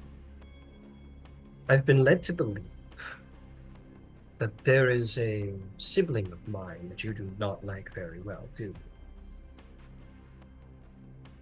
I'm afraid I'm not familiar with who your siblings are, although I may be familiar with them individually. Let me give you a hint. You lived in his armor. You lived in a place built from the steel forged from his armor. That is what I've heard around the campfire. Yeah, that's correct. I was born in the shadow of Bane's armor. I assume there is revenge for you then, Zarvolg, that you desire. Oh, I certainly intend to exact revenge in that land. Sounds like you're going to need quite a bit of power, if not an army. You'll see that done. The Grey War.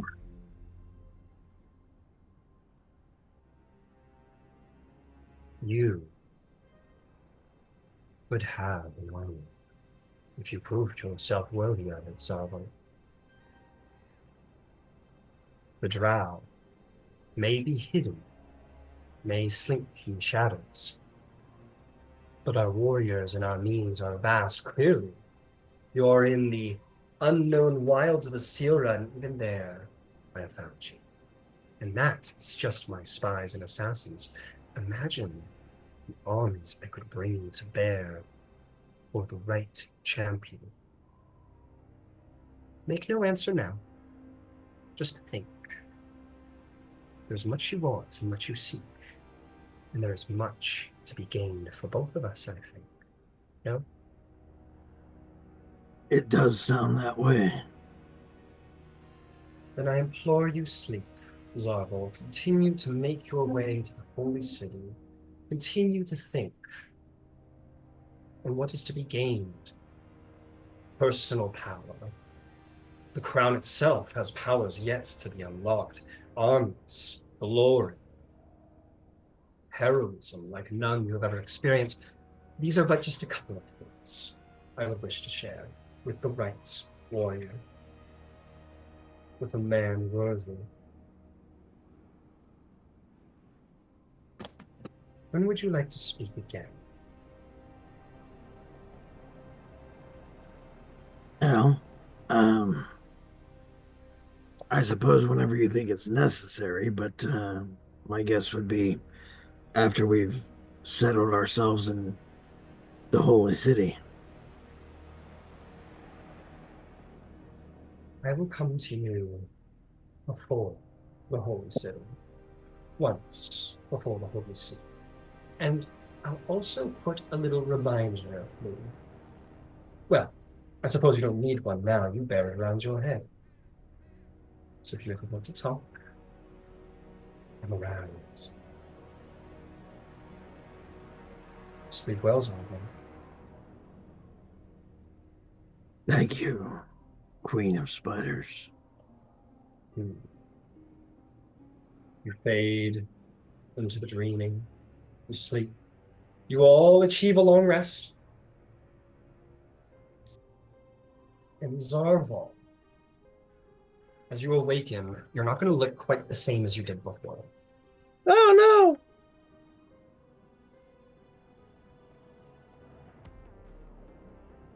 no! Is it something cool?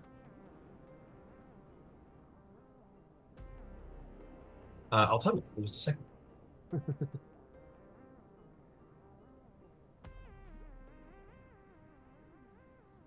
He gets an extra 2 pairs of arms. 6 arms, multi-attack like crazy. Okay. 9 attacks per round. As you awaken Zarvolg, you're not going to notice it very well, but the party certainly will. You all come to awaken, and you look at Zarvolg, and he doesn't look quite the same as he does before. Zarvolg, your yellow eyes are black. You have no color. It is as if you have simply one large pupil in the middle of the whites of your eyes.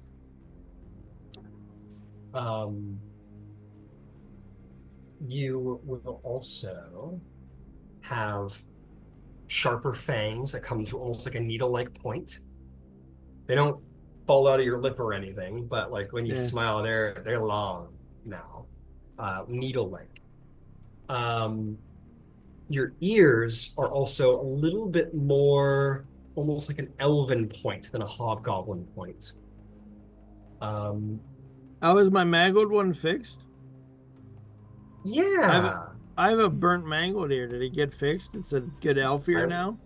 I would say, yeah, it's your mangled ear. It still has burn marks on it, but it is more pointed like an elven ear. You still have like red fur that covers most of your body, but the skin under that will be like a little bit more closer to that sort of pale drow-like skin, where it's not like deathly pale, but there's almost like a dark shade, dark slate, almost. You can imagine that.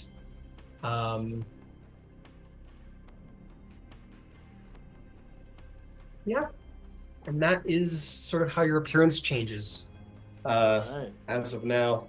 And at this point, the barbs are very much fastened into your head, like the crown is a part of your skull at this point. It is very much a crown that sits on your head, but it is latched in there. You awaken, and it is also worth noticing that no one else at the camp feels sick anymore. That has gone away entirely too. Yay! I think the last thing I'll put forth, this is the most subtle of them, is that though Zarvolg is still this like strong, grizzled warrior, the grizzled part is less so. I would even say the burn mark is probably gone, and your cheekbones are a little more sharp.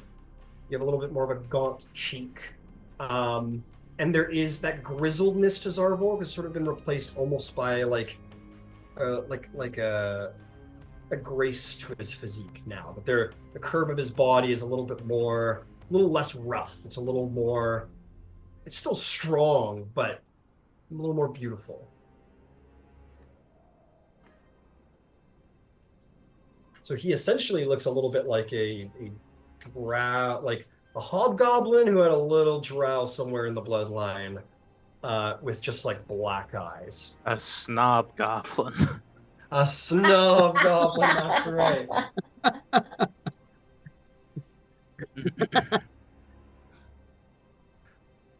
All right. All right. And that is where we'll end the session with Zarvolg having put on the crown. Circlet of Salvation.